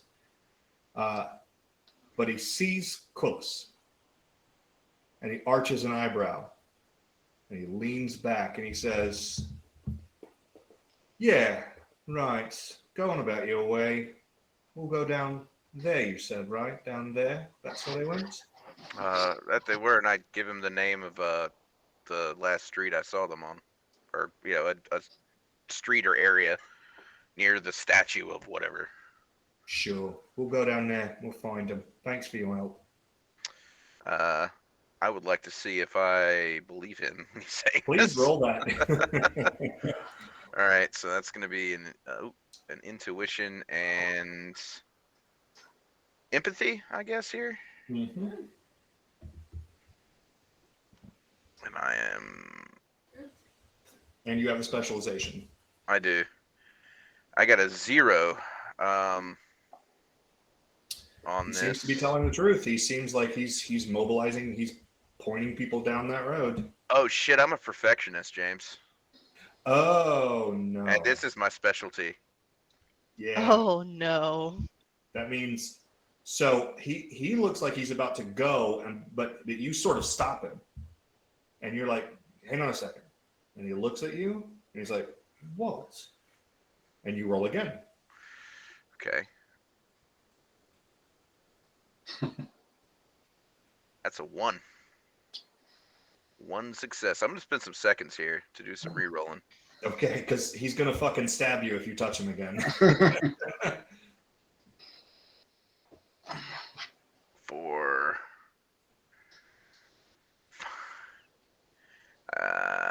Well, I spent 6 seconds and get 2 successes, so I'm still not. Okay. Well, for what it's worth. Is this conversation within earshot of me? Oh, totally. Okay, well, I'm going to step up, drape an arm casually across Master Couch's shoulder. Come on, old chap! Isn't it time when we got you off the bed? I mean, I'm Centurion, legionnaire. I do apologise. And he said, one cup too many. We were down at the forum earlier today, and I say he got a little excited. A few taverns here and there. Like I said, he wouldn't know his ass from his elbow this time of night. Come on, Grandma. Time to get him home. Now, for the record, Calidus, you still have to either keep doing this and grab him again, knowing that if you grab him again, he might hurt you. Or you're going to have to take the minutes for breaking the compulsion. But you definitely do not believe him. You have already seen that he knows exactly. He doesn't know who you are, but he is going to go set up an ambush. I'm going to add the minute to pull myself away and Okay. kind of shake my head a little bit here with all the bullshit going on. And he's just going to grin at you and say, no, I'm done old timer. Don't worry about it. Go on down the road. I'm sure you'll have a very good night. We're going to go find him Sempronii, right? And as we're walking away, I'm going to whisper when we're out of earshot. They're going to follow us. Must you get involved with everything? Before, as Calidus turns around to go back to the others, I'm just going to gently brush a hand across the forearm as the guard turns away, so there is some physical contact, so they'll look at me. And I'll just a very quick shake of the, almost imperceptible shake of the head, as if to say no. I'm going to ask you to make a charisma. Let's call this. This will be a charisma, and I've got psychology. I'll allow you to upgrade it with psychology. I'm going to call it a charisma and composure roll because of what you're trying to do. Okay. You're hoping that your stature is something that he recognizes. Yeah. 6, 4, and an 8. Okay, so there is just a briefest moment. This is also the guy who recognized you earlier. Mhm. But just because people recognize you does not necessarily mean they recognize you, right? Yeah. But this guy, as soon as you make that little nod, you see he just squints a little, and there's just this look of calculation on his face. Not capitulation, but just he is running the mental calculus right now to determine whether or not he will be more highly rewarded if he respects your station in all of this, or if he just kills you and gets rid of you too. And so there's a moment where, you're not sure what he's going to decide, and he just nods and he says, "All right, boys, let's go over here. I think I heard something over here." And you look, and he goes a completely different direction, not the direction that he pointed, just somewhere else. Mm-hmm. Okay, and I'll do the mental calculus as to how many children he has.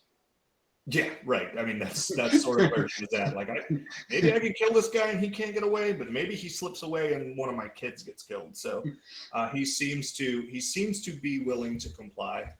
But there is also a sort of look in his eye where that very brief eye contact, or he is like, "You get one," and then he heads off and he takes the guys with him, and you guys are free to start heading back towards the Temple of Vesta once more. I'm maintaining my slightly tipsy pose. I will saunter around and wander off and following Calidus. Cassius, while all of this is happening, this is an anxiety-producing moment, right? There's a lot here to be anxious about, and for just a second, you have this briefest feeling of like, that feeling when you're not sure how this is going to play out until your gut starts to rise, and you're like, "Whew," but then it doesn't stop. And then you feel the exact sensation of free falling. And you're not. You can see the ground. You're not visualizing any of it, but you feel like you are falling through the air. You're muted. Now you're muted on the side. I'm muted on the side. Oh, hi. Yeah. No, I'm going to try to center and focus myself and basically kind of grab a hold of my composure and essentially bring myself back in. It's like, okay, no, this isn't real. I'm going to bring myself back to the present. Make a roll using intuition and metal, and you can upgrade with centering. Okay. What do I upgrade when I? All right. So yeah, that's right. This is the first time you've ever played the system. So your intuition. Let me pop your sheet up real quick. Yeah. I know intuition. Like normally, it's D6s. Yes, and your intuition is 2, and your metal is 3. Right. So you will have, normally, if you didn't have the upgrade, you would have 5d6. Correct. But let's see, do you have the upgrade? I have centering. You do have it. Yes. So you have 2d6 and 3d8. Okay. So the skill gets upgraded with the aptitude. Yeah, but don't forget that you also have 2 distress dice. That's 2d4. Do I? Oh, I'm sorry. No, you don't. You're the only one who does it. Okay. I don't think I picked up any distress dice, have I? Oh, I got to give you guys some distress dice. Okay. You keep giving them to me. Yeah, because all right, looks like 1, 2, so 2 hits. you are able to, you're able to see through it. You recognize that this is coming from an exogenous source. This is not just an anxiety attack. Something is being done to you. But every time you step, you still get that gut churning feeling like you're about to fall. And I'm going to say that is going to probably come back on you. That is going to be just the fact that you're having this sensation is going to screw with you for future rolls. Yeah. But one thing it definitely does is it immediately gives you a minute just because of this constant feeling like you're about to fall off of something high. Okay. And right now he's kind of like focusing on his breathing right now. Okay. And all right. Anybody else doing anything, or are you guys all just headed towards the temple? I'm just following behind, keeping my head on a swivel. Okay. I am in my head about how I should have done that a lot better, and I'm mad about it. Yes, you are. I have scolded him once, and I have done nothing else. Okay. I am quietly going towards the temple now. So as you Hood guys up and everything. as you guys are making your way towards the temple, you keep running into these things. You'll turn a familiar corner, only to be somewhere now completely different than where you thought you were going to be. You will stop to rest for a moment beside the beautiful bough of a tree. You'll reach up to put your hand on the tree, and it will actually be a serpent that hisses at you some unknown language. You will constantly feel like something is deathly wrong. You'll see red lightning in the distance, just things that don't make any sense to you. With this sense of like the fact that there's something on, I'm going to spend a minute and use Panopticon to see if there's anything unnatural around.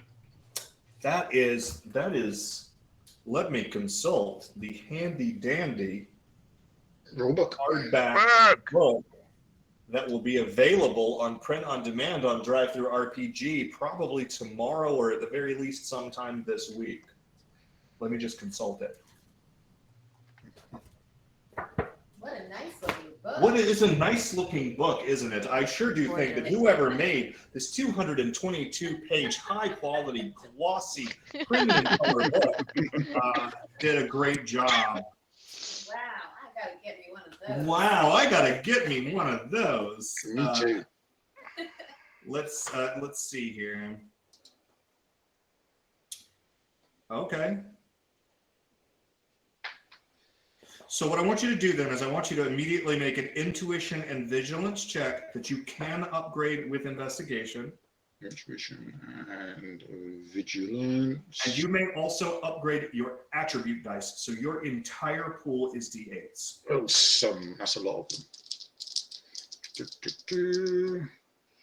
3, 7, 8, 7, 4. So how many dice came up? So 4 total hits? Yeah. So 4. Wait, yeah, 4 rolls above 4. If you spend 3 seconds right now, you will have a phenomenal success. Okay, I'll go for that then. All right. So note that you spent 3 seconds. It all falls away. You see right through it. You are in fact not standing where your perception has led you to believe that you are standing. In fact, you are within eye line of the Temple of Vesta. It is right across that bridge. It's right there. Even though you didn't know that just a moment ago, you thought you were on the outskirts of the city, but you see it now. There is this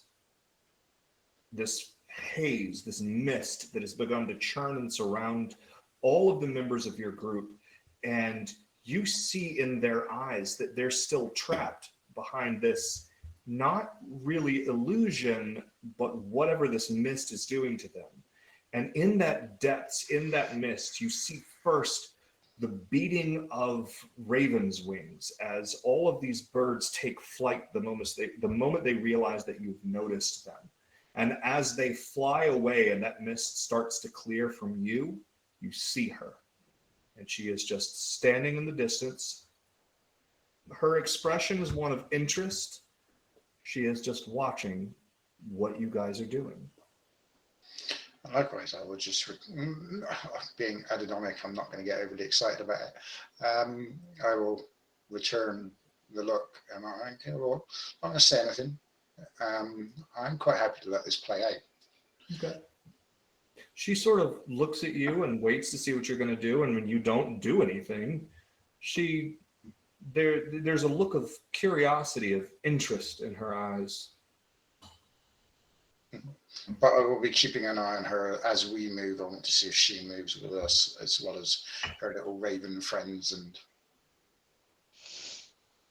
all right, so you guys, now that Quillis can see through it, I assume that you're helping them get to the Temple of Vesta? Yep. But from my perspective, she's a unknown entity. Obviously, I'm assuming it's the first time I've seen or heard of her or anything like her. Oh, also do take a minute for being able to see her. Yep, that's right, no problem. And given my agenda, I'm making the mental leap that there are agendas at work that I was originally unaware of. So I want to see where they go and how it all marries together. So I think that's a fair assessment. From an intelligence perspective, I'm happy to let this play out for the time being. Okay. So with Quillis able to see through the nightmares, you guys, each of you, this is hell. Calidus, you also can see her, but not where Quillis is seeing her. You see her everywhere. Some of the versions of her that you see are hiding in darkened alleys, beckoning to you seductively, and you want more than anything to go to them. But you have this responsibility that you have to meet first. Some of them are pointing sort of casually to the thing in your hand and then beckoning you forward as if saying, give me what you're holding. And she is more terrible and beautiful even than you remember. And it's all you can do to resist, but you do resist. Prisca, you are struggling through every rude thing senior virgins have ever said to you. You're remembering every embarrassment, every time you every time that you made a social misstep in front of one of them is replaying in your head in an almost tangible vision. Cassius, you're back on the battlefield with every soldier you didn't save. You're hearing their screams, you're seeing their face in your mind's eye, even while you still are aware of where you're at. But the nightmares have grown almost real. And each time you're about to just give in, Quillis will grab you by the shoulder and tell you, we're almost there, keep moving. Everybody but Quillis can go ahead and add another minute for suffering through these nightmares. And because I'm anxious, I add 2. Nice. So that'll be So fun. you chose the most perfect thing for.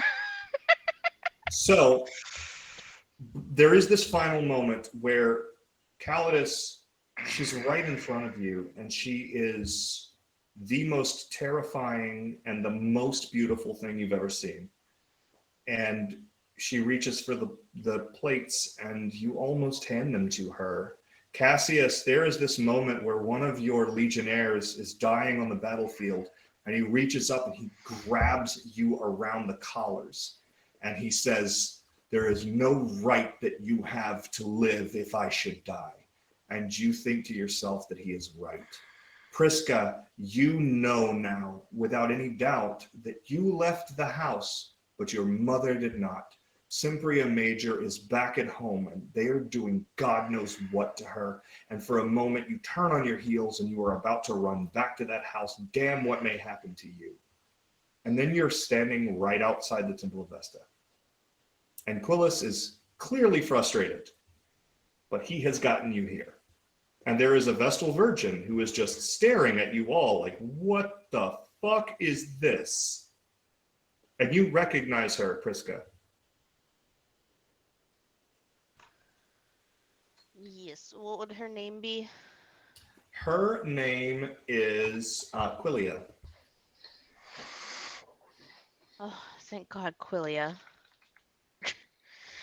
You would have no idea what this night has held for me. You seem most distressed, my sister. I feel as though I must.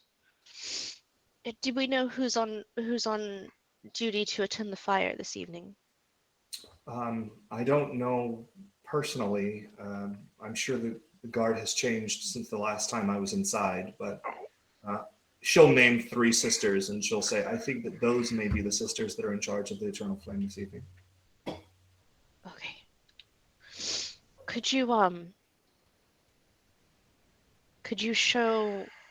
do me a favor and show my my visitors here to the reception, because there would be like an office chambers of sorts, I'm sure. Yeah, Not there are necessarily. places in the temple that non-Vestal Virgins are allowed to go, and then there are places that they are not. But the public pool in the front is generally where people will gather. Yeah. Could you please show my compatriots inside? I must go see who is tending the fire. Of course. She turns around and she goes to open the door. And when she does that, I want all of you guys to make an intuition and metal roll. You could upgrade your metal if you have centering. Patrician and I scared myself. 1, 2, 3. God, I have 3 distress dice now. A minute ago, I think I'm going to use one of the auto success that I have on this. a success. What's the baseline for a success again? It's a 5. 5. Okay. And I believe that I was given a D8 earlier. So I got 1 success. I am going to roll my extra D8. Thank you so much, Ian. 2 successes. I have 2 successes. And even with my D8, I still only got 2 successes. So, did anybody get more than 2 successes? No. Okay. So for those of you that got 2 successes, you can't completely see through it, but this person in front of you, something's wrong. Something is wrong.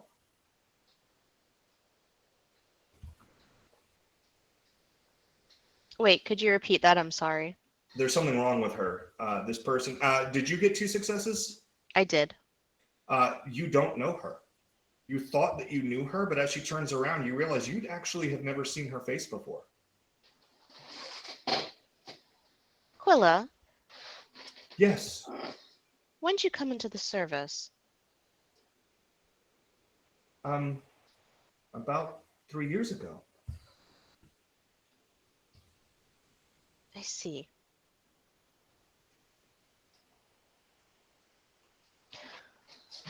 I think I fancy a stroll with my compatriots in the garden to calm my mind. Of course. She opens the gate and points inwards.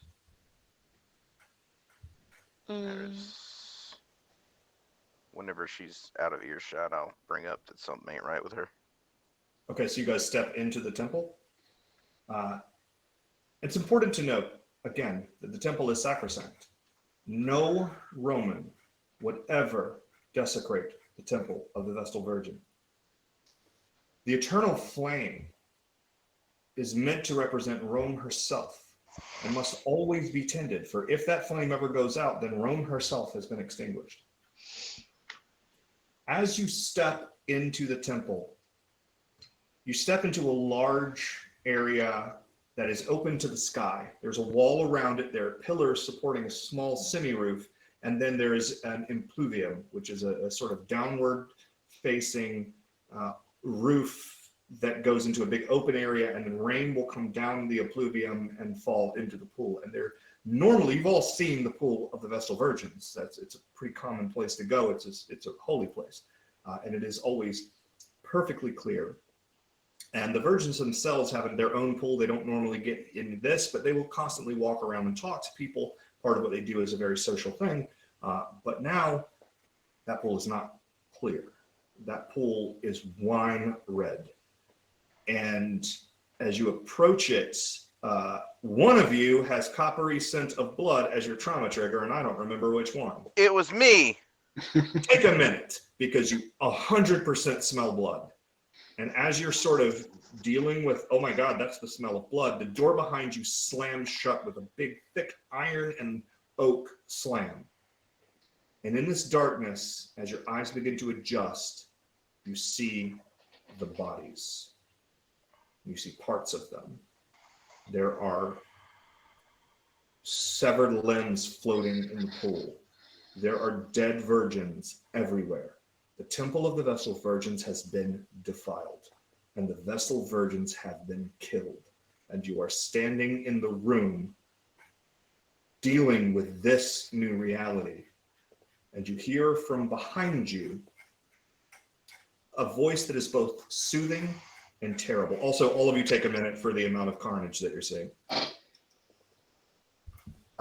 You hear a voice behind you that is both soothing and terrifying. And as you turn to look, it is Quilia, and she is in the middle of some sort of transmogrification. Her bones are breaking and elongating. She is growing. Her once beautiful white robe that you saw outside, blood is pouring through from all of these wounds that are being created as she grows. And it's pouring through so thickly that it isn't red, it's black. And she grows to her full height, and the antlers rupture from her head. And that the gore that you saw earlier hanging from her antlers is her own flesh as it is torn through her skull. And she looks down at you, and she says in a voice that is as alluring as it is horrible, "How very intriguing." She reaches out her hand to you, Calidus, and she says, "If you'll only but give me the tablets, you can be spared what must come next." I would like to look down at the tablets, and I'm going to try to hide my action, but I'm going to reach over towards the tablets, which are in my left arm, and then quickly draw my sword and slash her in the face. It's fucking baller. That is baller as fuck. I had not anticipated you running an attack on her, but I'm going to give it to you. I'm going to say she's completely surprised because she would never think a mortal would do something so foolish. So make an attack roll. Okay. I am not going to give her a defense roll because she doesn't see this coming. Yeah, well, she can go fuck herself. Yeah, that's how this is going to go down. Don't forget your distress dice. Don't worry. I won't. All three of them. 1, 2, 3, 4 successes. I'm seeing 3 successes. 3 and a one. successes. So I'm Oh, seeing God. 2 successes. I'm seeing 2 successes. I didn't see the one. There was on a different row on my thing. How much? What is the base damage on your sword? 4? The sword is 3, Okay. and it's penetrating. So you guys see him look like he's going to give her the tablets. And before you have a chance to react, to say no, or to say, yes, please give her the tablets so we can live, he reaches out his hand to give her the tablets, and then his other hand flashes. And that is when all of you remember that for all of his failures, Lucius Sempronius Priscus is a studied warrior.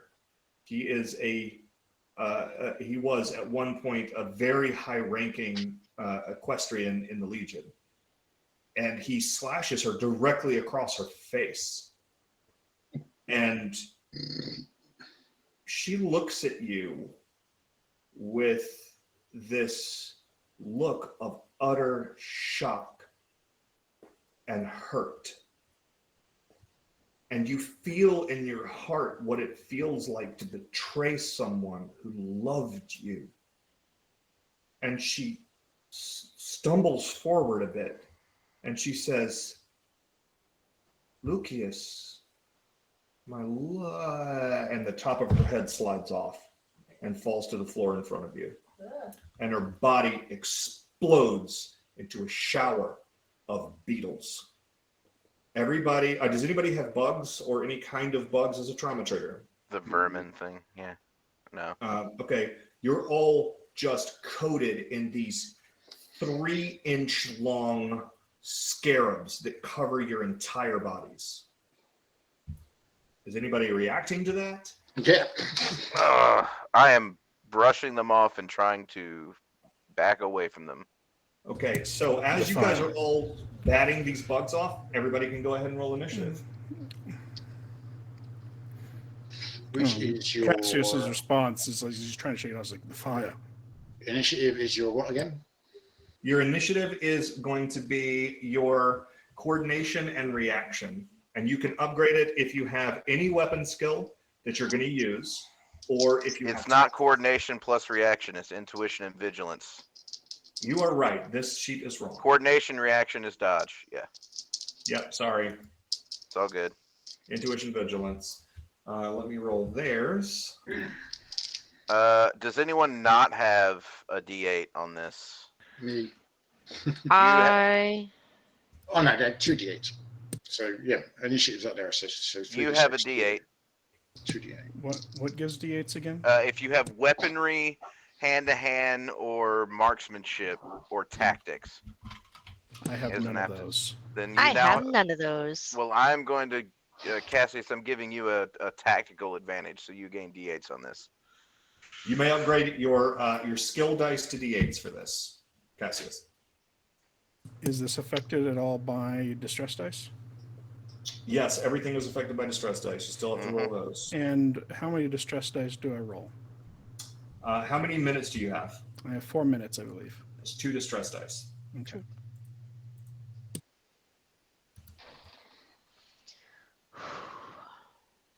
I am like making it by the skin of my teeth with these distress Can I dice. spend this to re-roll the distress dice or no? You can spend 6 seconds to just ignore them. If they screwed you over, you can spend 6 seconds to just get rid of them. I will do that. Yeah, 1 second re-rolls a die, 3 seconds adds a D8 to your roll. So just note that you have spent the seconds and ignore them from your roll. So what I see here is I see Cassius with, oh wow, they did screw you, didn't they? I see Cassius with 1. I got a big fat 0.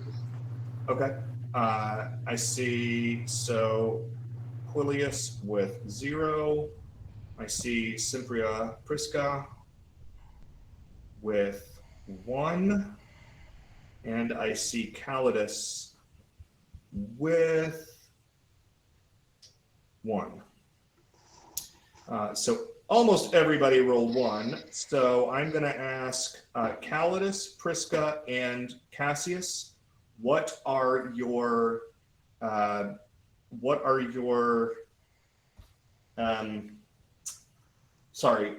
coordinations? I have a coordination of 3. I have a coordination of 2. Calidus, what's your coordination? My coordination is, if it would, there we go. 2. All right, so Cassius, then Prisca, then Calidus, then the mournful consort, then the silent consort, and then Quillis. So as this terrible incident happens, and you're brushing the bugs off of you and reacting to the horrible thing that you just saw, and reacting to the blood and the death all around you, Cassius, you look over and you see in one corner of the room there is what appears to be another person, and you can't tell much about them. They're small. They're much shorter than you guys. Not like, like they still were within the margin of error for a person. They still look like they're vaguely person-sized. But what is most immediately alarming about them is that they have 4 arms. And in each of their arms, they hold the sort of well-known weapon of a different conquered people of Rome. So in one hand, they will hold a long, curved, sickle-like blade. In one hand, they hold the sort of shorter short sword known of the Germanics, which you fought against. In another arm, they're holding the sort of short sword that is very well known of Gauls, which you just came back from a campaign with. And in another hand, they're holding a long, almost like a mace, but with embedded spikes made out of iron, sort of coursing down the body of the mace. Also, in the other corner of the room, there is something, and you can't really see it because it's moving all in shadow and darkness. But it is over there. You know that it is over there. And you have the option of going first.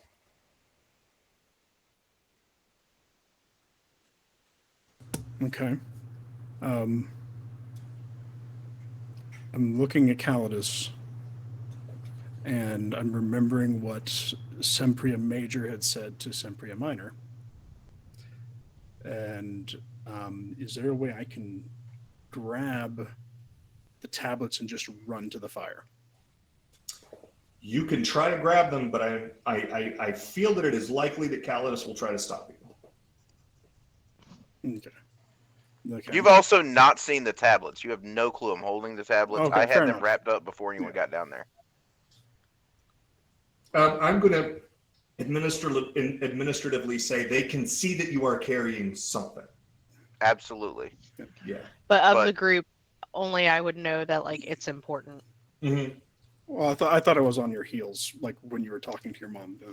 I could have been wrong. Oh yeah, no, he did say that, and because he's sort of this. Nobody said that you didn't say that you were stopping him. I'm going to say he heard her say those things. She didn't not say them in front of him. I was like, Calidus, we need to burn that soon, now. There's things in the corners that are going to be coming after us. We need to take care of it now. I'm going to stop right there.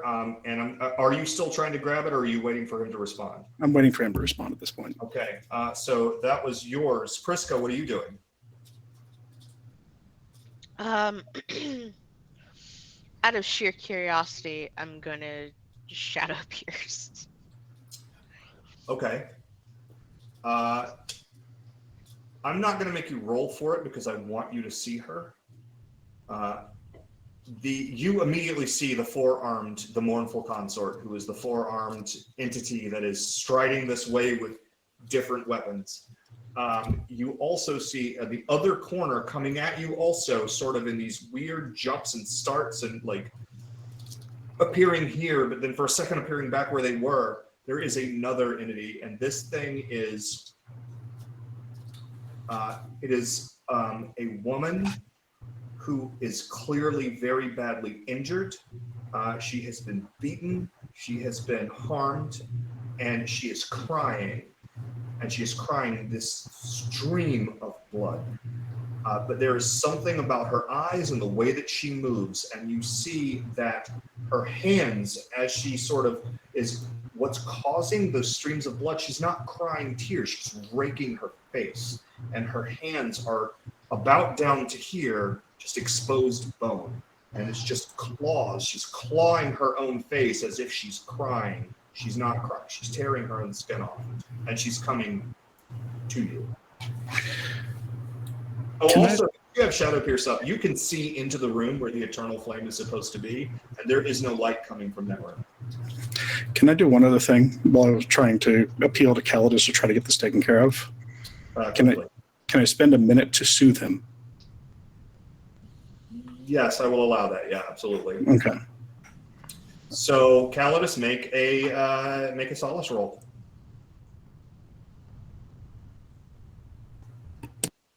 One. All right, so 1 minute. You get 1 minute back. 1 minute. I'm All right. still at 6 minutes. Oh my God. I'm awful. I know. Calidus, it's your turn. You have given me almost another full hour by now. By the way. Yes. I am one more panic attack away from another hour. Hey, and 1 more hour, you get 6 more points to spend. Just saying. That's true. It's not all bad. It's a lot bad though. Calidus, what are you doing, my man? What's closest to me? What you mean? Which creature? Yeah. The mournful consort, the 4-armed one. Well, I'm going to try to swing at that one. Is the plan here? I'm sorry. This one is called the rageful consort. The other one is called the mournful consort. Okay, so the rageful consort, I'm going to come up and try to stab with the old lady is there. Okay, I'm going to try not to be hit by you and your thing that you're doing. That's 1 success, and I don't like it. Did you use the auto success I gave you already? No, that's 2 successes. I still don't like it. Spending 2 seconds, spending 3 seconds. There's 3 successes, spending 4 seconds. That's 4 successes. I'll take 4 successes. You have 2 net. I believe your weapon does 3. It does? And it's penetrating, so that reduces 3 of my armor. Yep. So that means that you have done 3, 4, 5 minus 1. You've done 4. Not quite enough to proc a weapon quality, but I don't think you have one anyway. So. Nah, I don't have one, so it doesn't really. So this creature comes close to you, close enough to be within range, and you lash out and slash at it.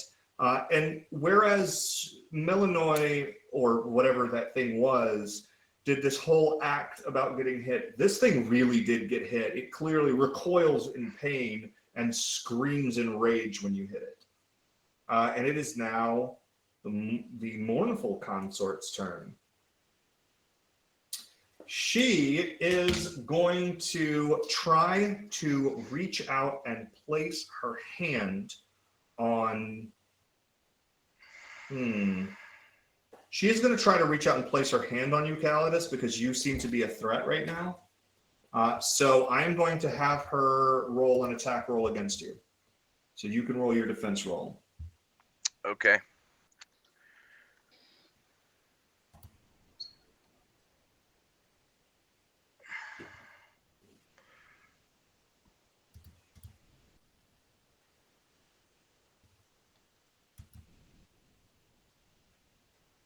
Hey, look at that. 3 successes. 3 successes. Okay, she reaches out to try to touch you, and you bat her arm away. And as you do that, you see just dread power dripping from her hand where she was attempting to do something to you. But she was not able to. Now it is going to be the rageful consort's turn, and she isn't going to be anywhere near so cute. She is going to strike you with... the the blade of the Germanii. And she is also going to make an attack roll against you. Okay. Well, I'm gonna roll that dodge roll. 2 successes. Oh dear. Okay. She does 7 damage to you. Minus my armor. What's your armor? 3. Okay, so she does 4. So her weapon does not proc on you. She only does 4 damage as she strikes you with the blade of the Germans. And you specifically know that that is a German blade, and something almost happens to you, but you're able to prevent it from happening. And now Quillis. I'm spy. This is my job. I'm going to step quietly behind a pillar, spend a minute, and disappear. Okay, done. Cassius. You spend 3 minutes for that one. Okay, 3 minutes. 3 minutes, yeah. Think you're muted. I can see that Sempria is also incredibly distressed, so I'm going to go ahead and spend another minute to try and soothe Sempria. Very well. Sempria, roll all of your d4s. Can do.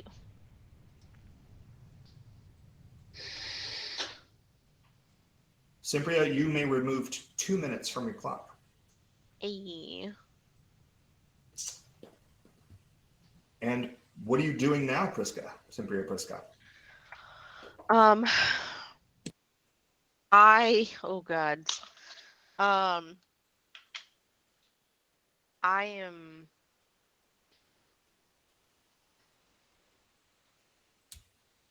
am also going to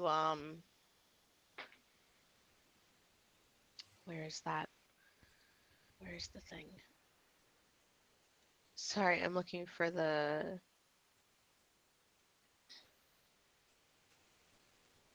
specific dread manifestation. That's what I was looking for. Goodness. I'm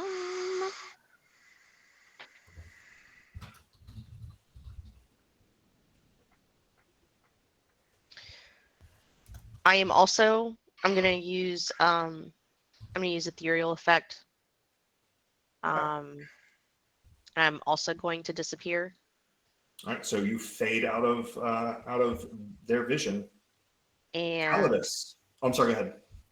oh, I'm gonna try and like move behind as many pillars on the opposite side of the room as the mournful consort over there. Okay. And try and get behind them to the room where the flame is supposed to be at. Okay, I'm going to say that next round you'll be in the room with the flame. Cool. Calidus. Well, I guess I'll still try to fight this one. I just watched 2 people disappear and shit. Yeah.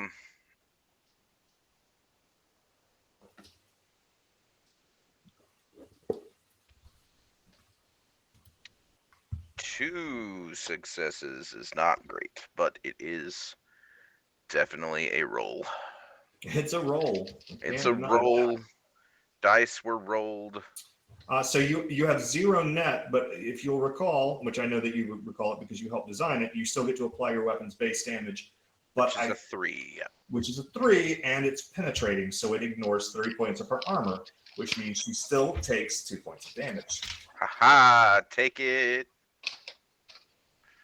Okay, it is now the mournful consort's turn.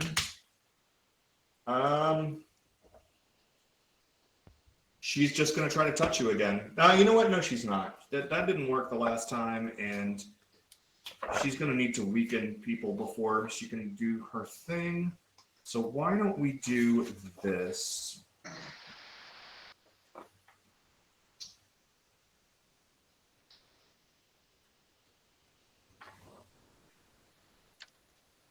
Oh, my back hurts so bad, you guys. Getting old there, James. I am most certainly getting old, and I don't appreciate you noticing. That's only because I'm also getting old, James. That's fair. So she is going to. Sorry. I will probably have to look that up next round because I don't want to stop the progress. Oh, actually, hold on. Let me just look at our professionally done index. I'll just look here in our index that is very well done by well-known professional editor Jennifer Loopy Pulsifer Smith. I just wanted to just throw that out there. Not that I'm name dropping or anything. Oh, look, what I'm looking for is on page 119. That's fantastic. Oh, yes, there it is. Oh, my God. Oh, this is terrible. I'm so sorry. He's not sorry. He's lying. Cassius, you're doing a lot of things, and I don't want you to anymore. When you do that, when you ease Priscus' pain, the mournful consort, the one that is ripping its own face off, screams, and you can't help but look at her. And when you look at her, you make eye contact just briefly, and that's all it takes. She's in you. You feel her pain and her rage and her hatred, and you have never been so afraid in your life. Advance your minute hand to 11. Oh my gosh. So you will have 5 distress dice to roll on every roll that you make. It's that one. Whew. Gift of Phobos. All right, now it's the Rageful Consort's turn. The Rageful Consort is kind of getting beat up. She's going to step back. She's going to pull all of her arms out and show you her weapons in this dynamic warrior stance. And you see her body desiccate.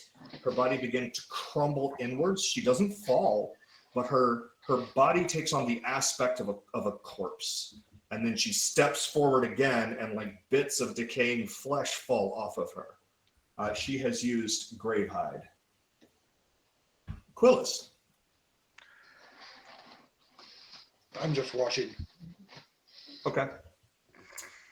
Cassius. Cassius. Shit. Not Callus, okay, Cassius. no, Cassius, yes. Yep. You're muted. Let's see. Okay, so in that situation, there's not a lot I can do, but is there a way I can potentially try to help defend Calidus? Let me look at your sheet.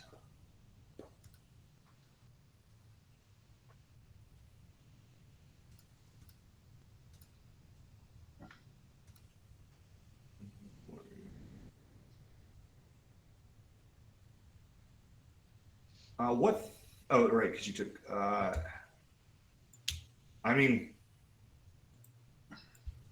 you can hold. You can always hold to prepare convalesce if it's needed, or you could attack something. I mean, well, wouldn't convalesce basically just kind of throw me over into the next hour? It would, but that might actually be worth it for you. Okay. Well, then if so, I'm just going to hold off then and see if someone does get injured, if I can just start that on somebody. Okay. Just preparing it for if it happens. So if anybody gets injured, that'll be your trigger action, basically. Yeah. Prisca. So now I'm in the room that's supposed to hold the flame. And the flame has been extinguished. And the flame has been extinguished. I've been trained for this since I was 7. Yeah. What do we do when this happens? That is like asking, what do we do when somebody breaks into the Library of Congress and burns the Constitution? There is no training for it because it can't happen. But it has happened. It's like taking armies across the Rubicon. Yeah, it is unprecedented in the history of Rome.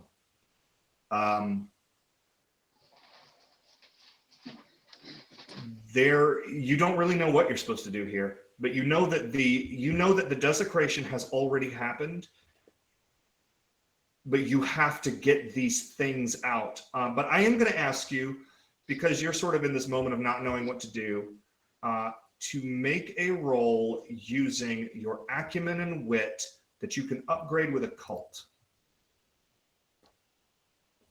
Good thing I have a cult. And I'm going to give you an additional D8 because of your duties as a Vestal Virgin. Cool.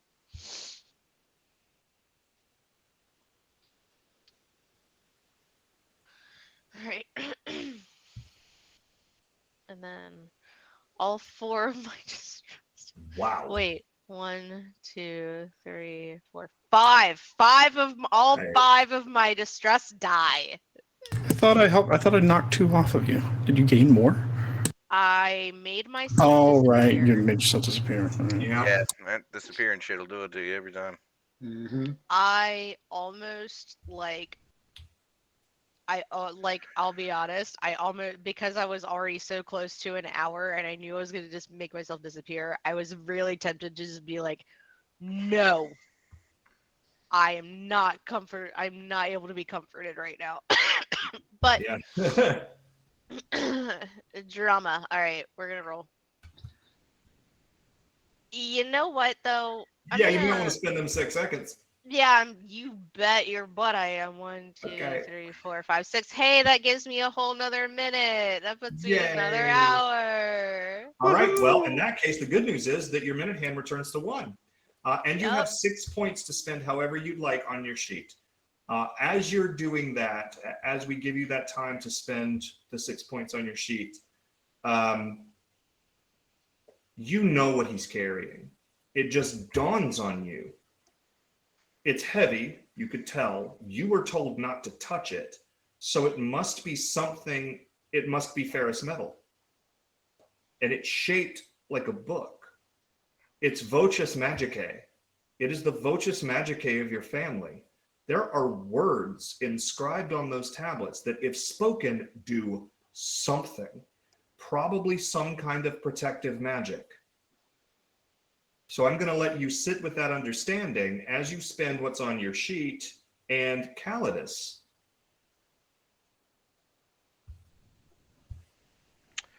Well, I feel like I have to keep hitting this thing. It feels like you have to keep hitting it too. It feels like I have to keep hitting this thing. Yeah, yeah.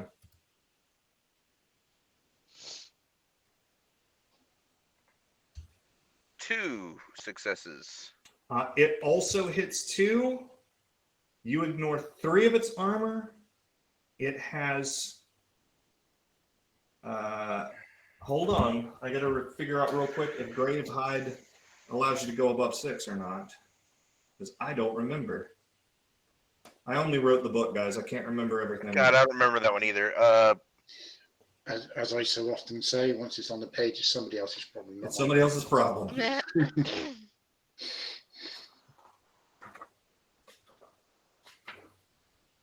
Don't ask me. I just wrote this shit.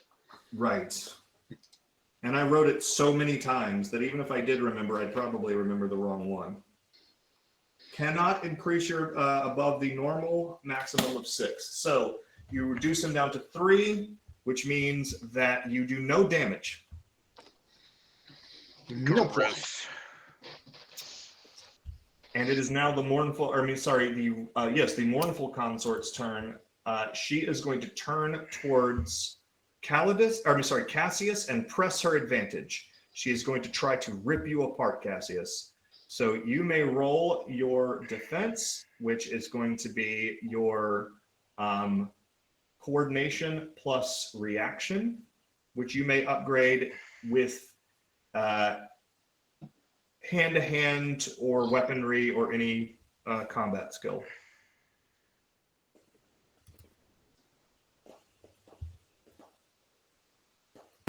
Okay, let's see how this goes.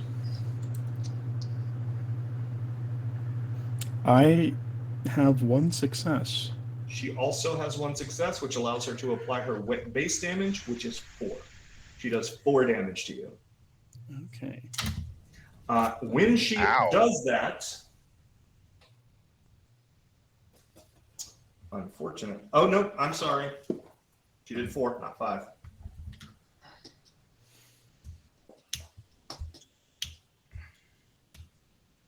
Oh, but she is also she has the dread quality Hold on. terrorized. I'm going to spend. Oh no, wait, that doesn't matter. Never mind. So good news. She has the dread quality terrorizing, which means you take a minute for looking at her. Okay. So that pushes you over. You are back to 1 minute. You have increased an hour. You are now at hour 6. So you have 6 points to spend on your sheet before your next turn. Mhm. And you can spend it 1 for 1 to buy new points of skills, new points of attributes, or new aptitudes. And I believe you can buy basically every damn aptitude in the book because of your, yeah. All right, we are going to now go to the Rageful Consort, who is thankfully focused pretty hardcore on Calidus. Calidus, she is going to try to fuck you up. Thankfully, he says.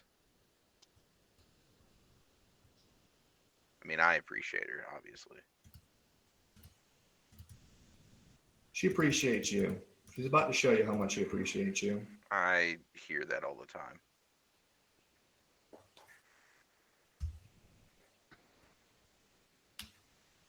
Oh, and she is striking you with the mace. That's a 0 I've got there.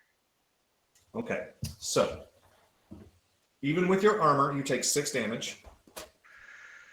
Woo! And your wound is grievous. Okay. So with that, that means that you gain 2 distress dice that can go above your 5 normal distress dice that must be rolled until these wounds are healed. Until the wound's healed. Yep. Yep. All right. It's my Willis. favorite. Okay. Point of order, considering the number of minutes that this ability uses, I don't suppose I've turned invisible a great deal. If I pick something up whilst invisible, does it become invisible with me, or does it float around like a random thing?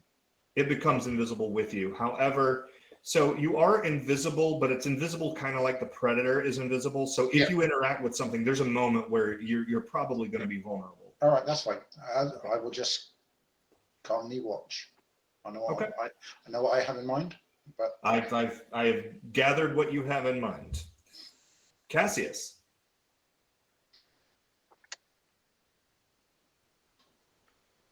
Give me just a moment. I'm almost there. I don't do fisticuffs. That's what peasants are for. I mean, soldiers. That's true. That's why there's only. I like that you guys avoided the avoidable combat. I almost felt bad when you did that. I'm like, oh, they don't have a lot of combatants. There's a real nasty combat at the end of this, but there's a way out of it, though. And at least one of you has figured out the way out of it.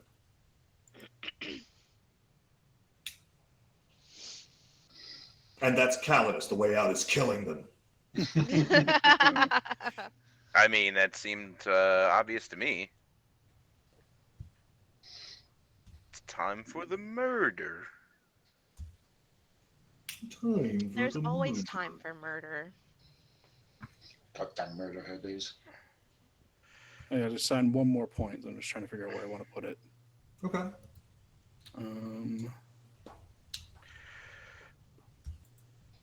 Put it there. So like That's a good right. point, actually. How many points? For the record, it might be a great time to convalesce Calidus. He is badly injured.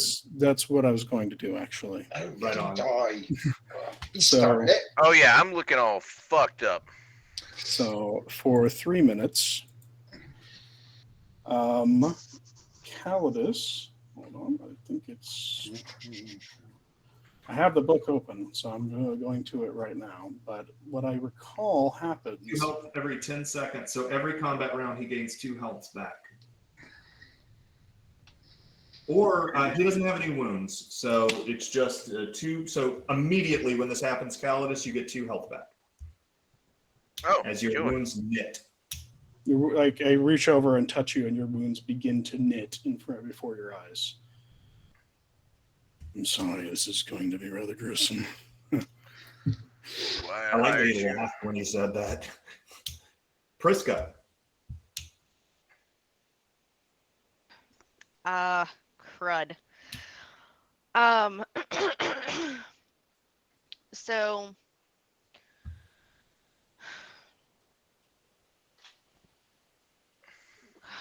as far as I know, the methods of making fire actually aren't even allowed in the temple. Because should a Vestal let the fire go out, that is punishable by death.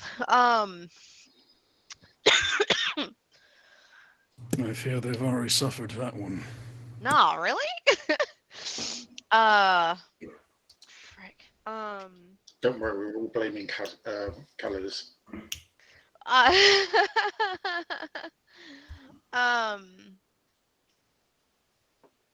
I'm gonna start regardless. I'm gonna start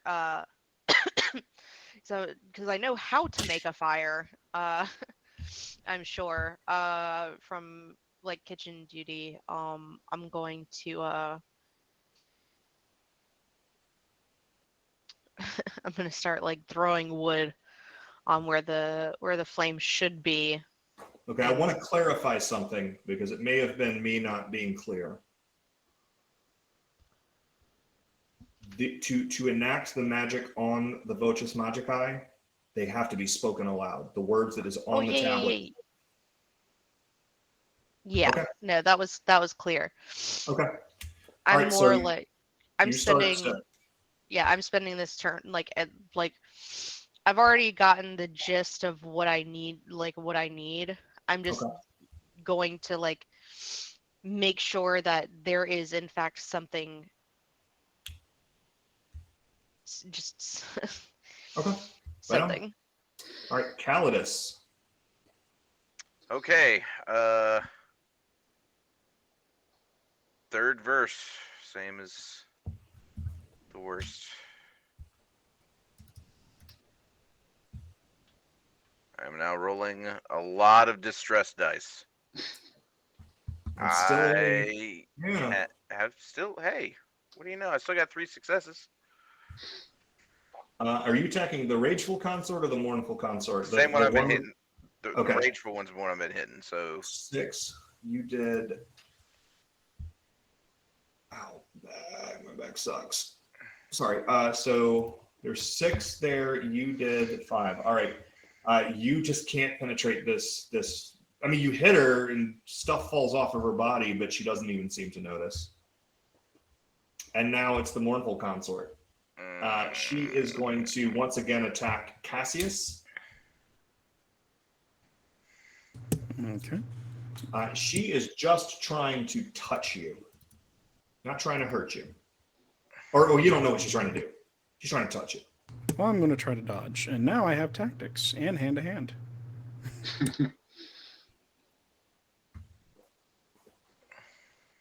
So that is what? It's coordination and reaction? Coordination and reaction, yep.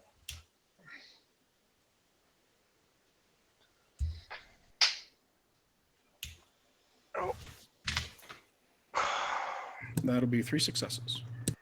All right. She reaches out to touch you once again. You're just able to slide past. She's not able to get a grip on you.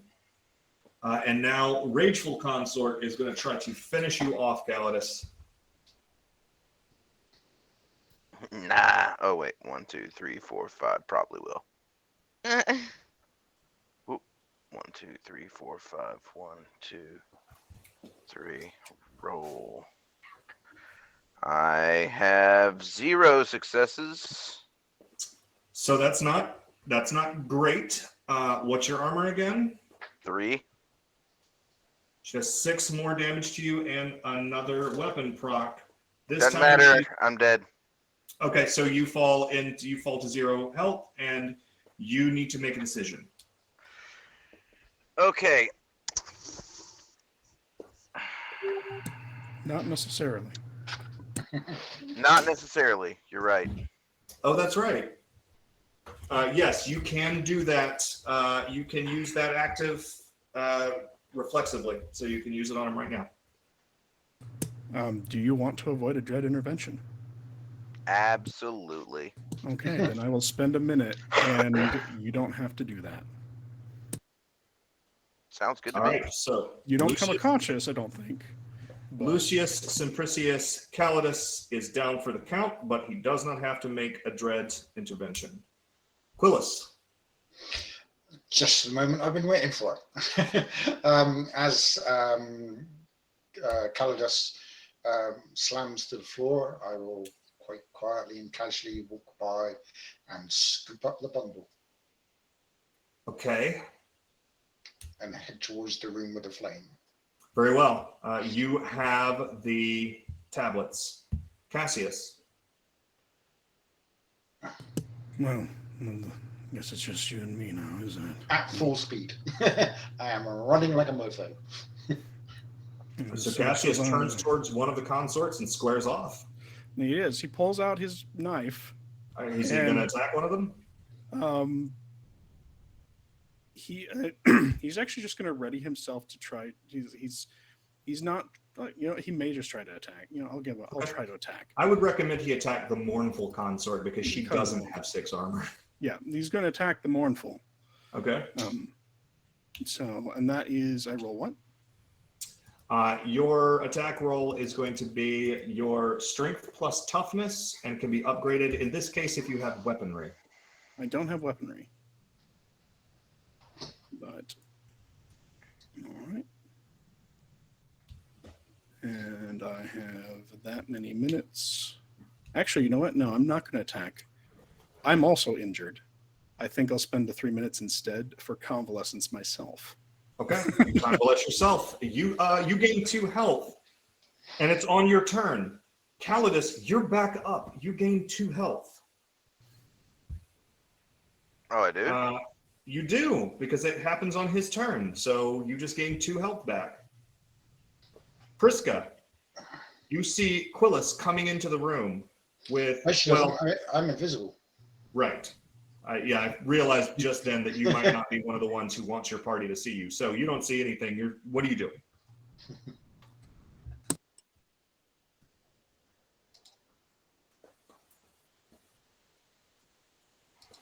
If you're talking, you're muted. God's blessed. Yeah, no, I was. So as I'm working, I don't notice Quilius, but I do drop my own glamour of sorts, like all of it, and so like now I can also be seen. Okay. Quillis, you see as you walk into the room, you didn't see her either, but now you see Sempronii Priscus desperately trying to figure out how to relight the flame. Okay, I'll let her get on with it. Right.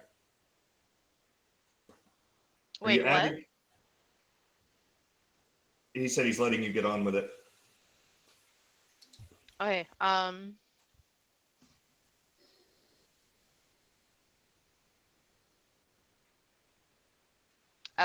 After a certain point, I'm just done, and now I'm just like wringing my hands, like looking back towards the other room, knowing that I've got nothing to do in there, but like not certain what I should be doing in here at this point. Okay. Calidus, you're back up. Okay. I'm going to get up. I'm going to try to stab this fucking thing. That's fair. I mean, what are you going to do? What are you going to do? What are you going to do? 1, 2, 3, 1, 2, 3, 1, 2, 3, 4, 5. 1, 2, 2 successes. Okay, and what is your weapon damage? 3. 5. Actually, you know what? I'm spending seconds. I'm going to spend at least 2 to reroll here because I want I want better. So those are 4 success. It switched back. What the?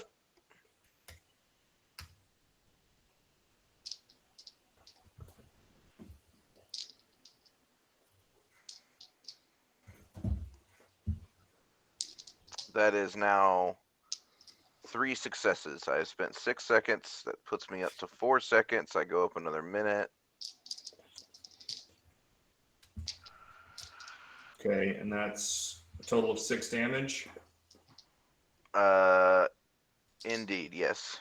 Okay. You do seem to cut through the armor a bit, but it's not a lot. And now it is the mournful consort's turn. She is going to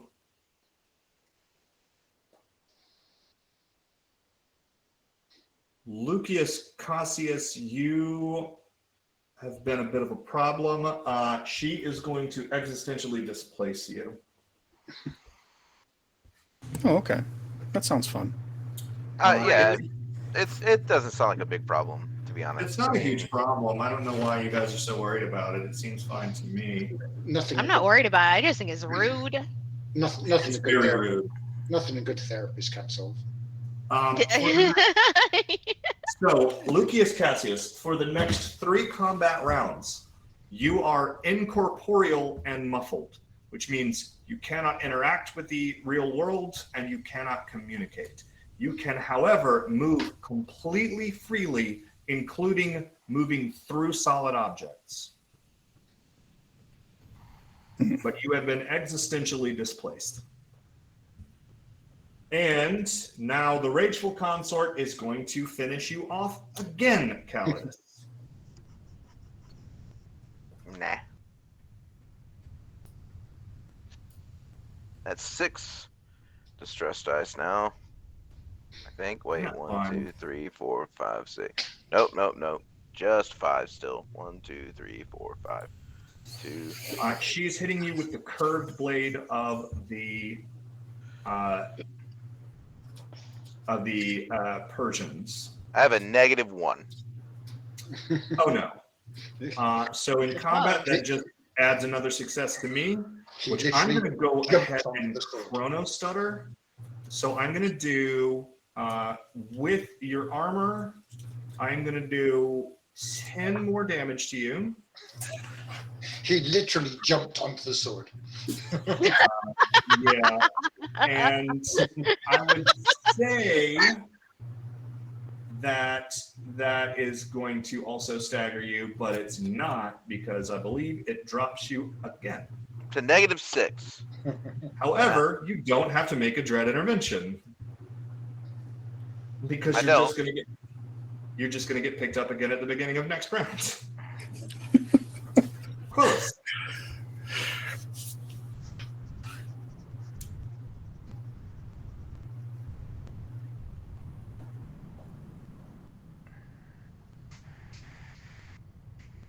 Ian, Quillis. Okay. I'm just watching. Okay. All right. Cassius, what are you doing with this newfound freedom? Well, since I kind of noticed that suddenly can't touch anything, I'm going to look around. Is there anything that I can see now that I wouldn't normally have been able to see, or is it just completely... The main thing that you can see is Melanoi, standing sort of in the shadows, watching with a detached disinterest as this is occurring. But she's not looking at Calidus getting absolutely bodied by the consorts. She's looking past into the room behind you. But you hear something happening, but you can't see anything in the room. I'll go into the room. You go into the room and you see Prisca desperately glancing around, trying to figure out how to relight the eternal flame.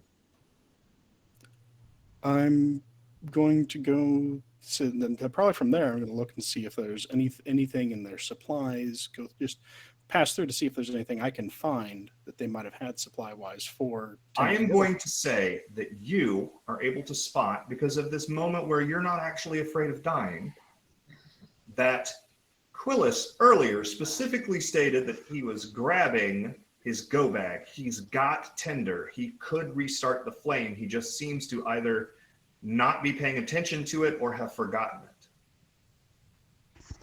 Yes. Quillis, I don't know if you can hear me, but maybe you can. Quillis, you cannot hear him. How could you be, you daffy bastard? Okay, it is now Priscus' turn.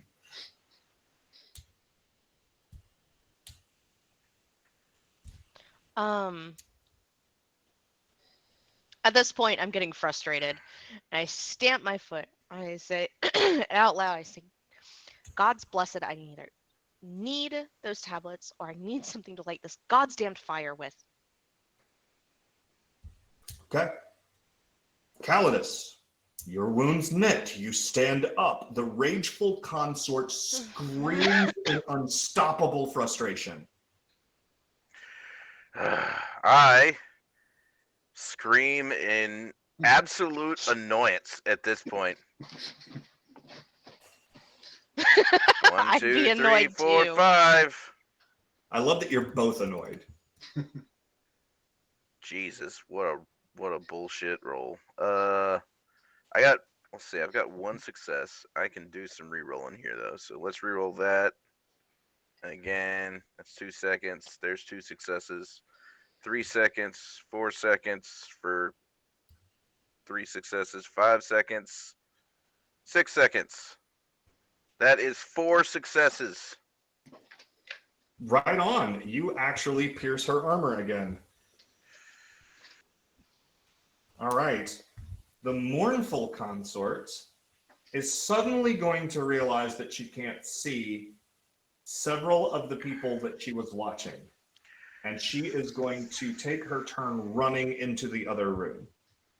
The rageful consort is going to torrent you. She's that irritated with you right now. Stay down. Well, you know what? I'm not thrilled with her either. Yeah, well, yeah, she's not the only one. Get over so she is going to hold. She's going to basically tuck one of her weapons underneath one of her arms, and she's going to hold her hand out and scream with all of her might at you. And as she does, just thousands of gallons of water erupt from her outstretched hand. And Surf's up, dude. Surf's up, baby. Man, I guess Banshee are no joke. Yeah. Yeah. She's feeling a little bit like a joke right now. She's killed this same dude like 6 times. She's not feeling much like a tiger right now. She's not a tiger mom. It's true.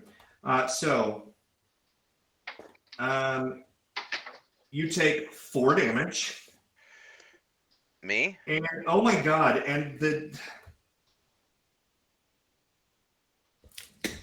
I gotta tell you, this is the first time I've ever really seen this happen, where none of the negative effects of these powers are doing anything to you, because you're gonna get knocked out and then you're gonna get back up on your next turn. This is round 4. You've got 2 more rounds. 2 more rounds. I of think this. it's hilarious. 2 more rounds. Now, Willis. Okay, having heard Superior Minor saying, dear gods, I wish I had something to light this fire.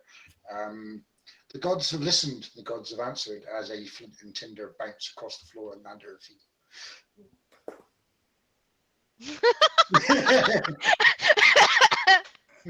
Fantastic. And a flint and tinder, very importantly, are not iron. You can strike the flint on stone, so you could use it. Cassius, you see the mournful consort running towards this room. And there's nothing I can say or do that anyone's going to be able to hear. No. Hmm. I believe this is the last round of it, though.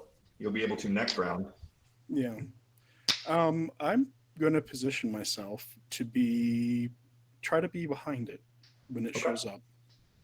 Okay. And just be ready for wherever I think it's probably going to stop or land and try to be behind it. All right, Prisca. I'm picking up the flint and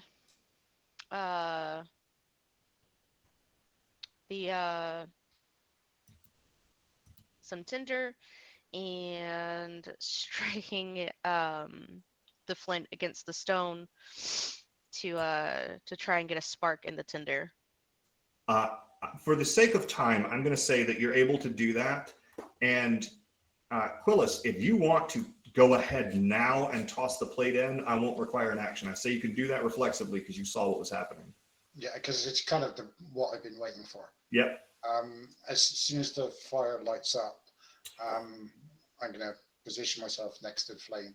Can I see a horn lady?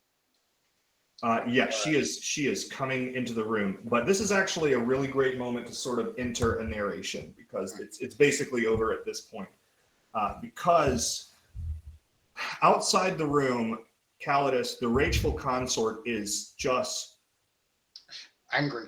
it is so angry about not being able to kill you and also not understanding why it can't kill you that it just continues taking all four weapons and beating you and beheading you and cutting you apart, and then you just keep rising and then all right bitch and fighting it again, and it has no idea, it doesn't have the proper tools to express its frustration. That's what's going on out there.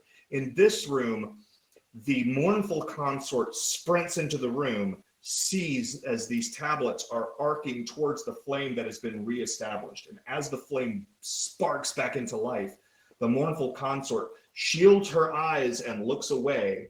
She doesn't seem hurt, she just doesn't seem to want to look at it. The tablets hit the fire thrown by Quillis, and the words... I'm not throwing them. I'm sorry, you're placing them. Yeah, but Quillis places the tablets in the flame, and these words in Greek glow in this beautiful pearlescent blue. And there's at least one person who just became corporeal again that I know reads Greek. So Cassius, do you read the words aloud? I wanted to do my speech. I'm sorry, I didn't hear you. Said I wanted to do my speech. Actually, I think I would. As I was placing the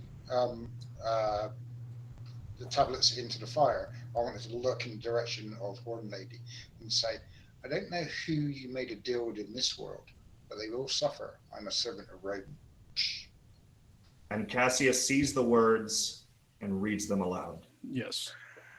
And as soon as he does, the rageful consort screams again, but not in anger, in terror. And it backs away, and it's hacking still, but not at you, Calidus. It's hacking at the air. The mournful consort... Thank you for that. Huh? Thankfully, it's not coming to me. The mournful consort falls to its knees, sobbing, and begins raking again. But this time, it's getting its fingers really in there, and it's raking away bone and muscle and everything else. Anybody who looks back over at Melanoy, she's just watching, again with a sort of curious indifference. She sees the eternal flame reestablished, and she sees this warm light spreading away from the flame. And you all see it now too. And as it spreads, that darkness goes with it. And so does the nightmare. And the light from the flame spreads throughout the whole room that you're in. And there you see three women guarding the eternal flame, looking at you with eyes of wonder and awe. And you see that light flood into the pool room where many people are staring at all of you, utterly shocked at you appearing in the middle of the Vestal Temple with just having just suddenly shown up there. Calidus, you're standing in the pool with several virgins who are trying to comfort you but unsure what is going on with you. And the nightmare fades, And as it fades, the last thing to fade is Melanoi herself, who's just looking at you, and she kind of nods with a begrudging respect and explodes into a flock of ravens and is gone. I'm not back. And you're back in the temple has not been defiled. The eternal flame was never out. And you're back in reality. Back to reality. I imagine I'm still fucked up though. Yes, your wounds are still very real. And we're going to pause right there for the evening. Thank you, everybody who has watched. We're going to take a brief moment to first and foremost show you this illustrious, beautiful, high color copy of The Midnight World in all of its book form. This is a print on demand from Drive-Thru-RPG. This is a premium color print.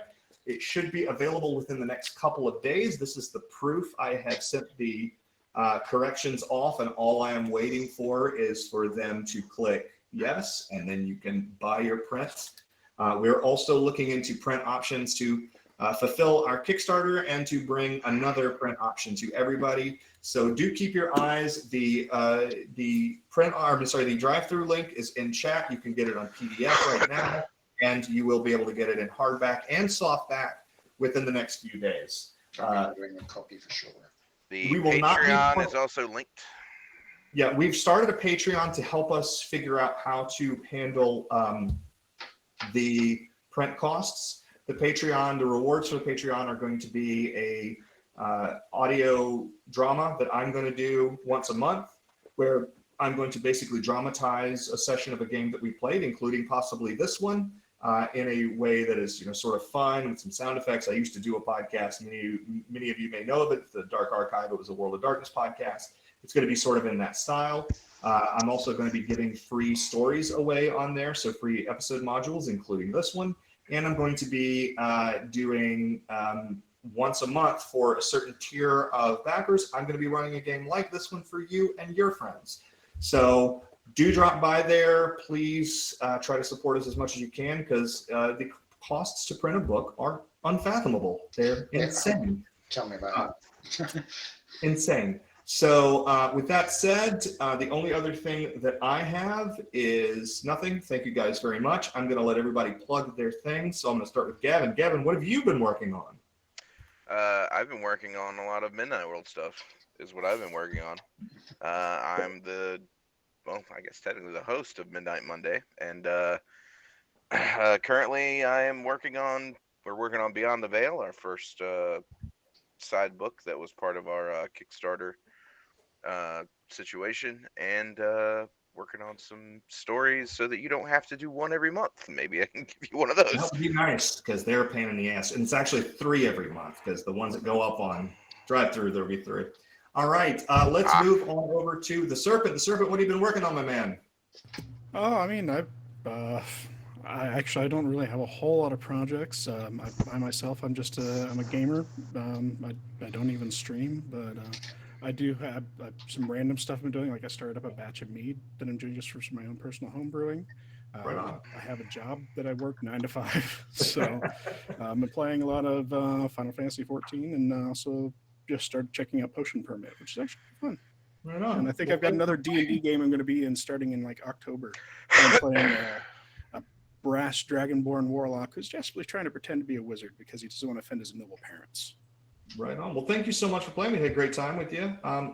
Sempronii Priscus, Arania Stars, what have you been working on? I have been working on mostly on my project called the Awakened SMP. It is I stream. It is a multiplayer Minecraft server that's modded through the 1.18 build for Minecraft. We are doing a lot of really cool in-game roleplay. We're doing a lot of really great builds.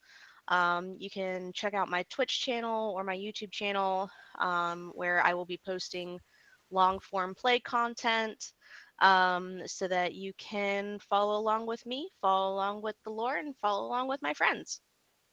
Right on. Thank you so much for playing tonight. I love playing with you, as always. And Yeah. finally, Ian, tell us about what you've got going on. Plug yourself. I'm the developer of a new genre-neutral D20 called Arcanus TTRPG. You can find out more information at our website, which is arcanus-ttrpg.com. We will be returning to Twitch on the, I believe it's the 12th or 19th of October, date to be decided, where we will be streaming using the Arcanus core rule set, a new sci-fi adventure entitled DSV Arcanus, where our band of astronauts will be going off on some epic space adventures using what is the new rule set. So that's getting you busy, and hopefully we will be ready for release just before Christmas. Well, we definitely want to support you as much as we can. You guys are awesome. So that said, I do want to let everybody know we will not be playing next week or the week after because I have a business trip to Vegas next week. And then I think one of the staff members has a trip to Vegas the next week. So we will not be playing this next week or the one after, but we will reconvene after that to continue the story of No Worse Enemy. Thank you guys very much. I know there's probably another piece of closer I'm supposed to do, but I am exhausted, so I think that's the closer. We have tomorrow on the Nat 30s Discord channel. There is a in-channel D&D game at I think it's 9. Called Wicked Independent Prestige Incorporated. Yes. I'm so sorry. I'm so exhausted. And then we would like to make sure to thank Izzy for being our background savior in all things here and doing our production for the evening, and all the stuff we don't want to do, basically. Who is this? Appreciate Izzy for that. Yeah, Izzy, you absolutely Thank you, rock. Izzy. All right, guys. right. That's us for the night. Congratulations, Arania, and congratulations, the Serpents. And we will see you guys in 2 weeks. See ya. Take care. Night, See you later. everybody. Good night. Good night.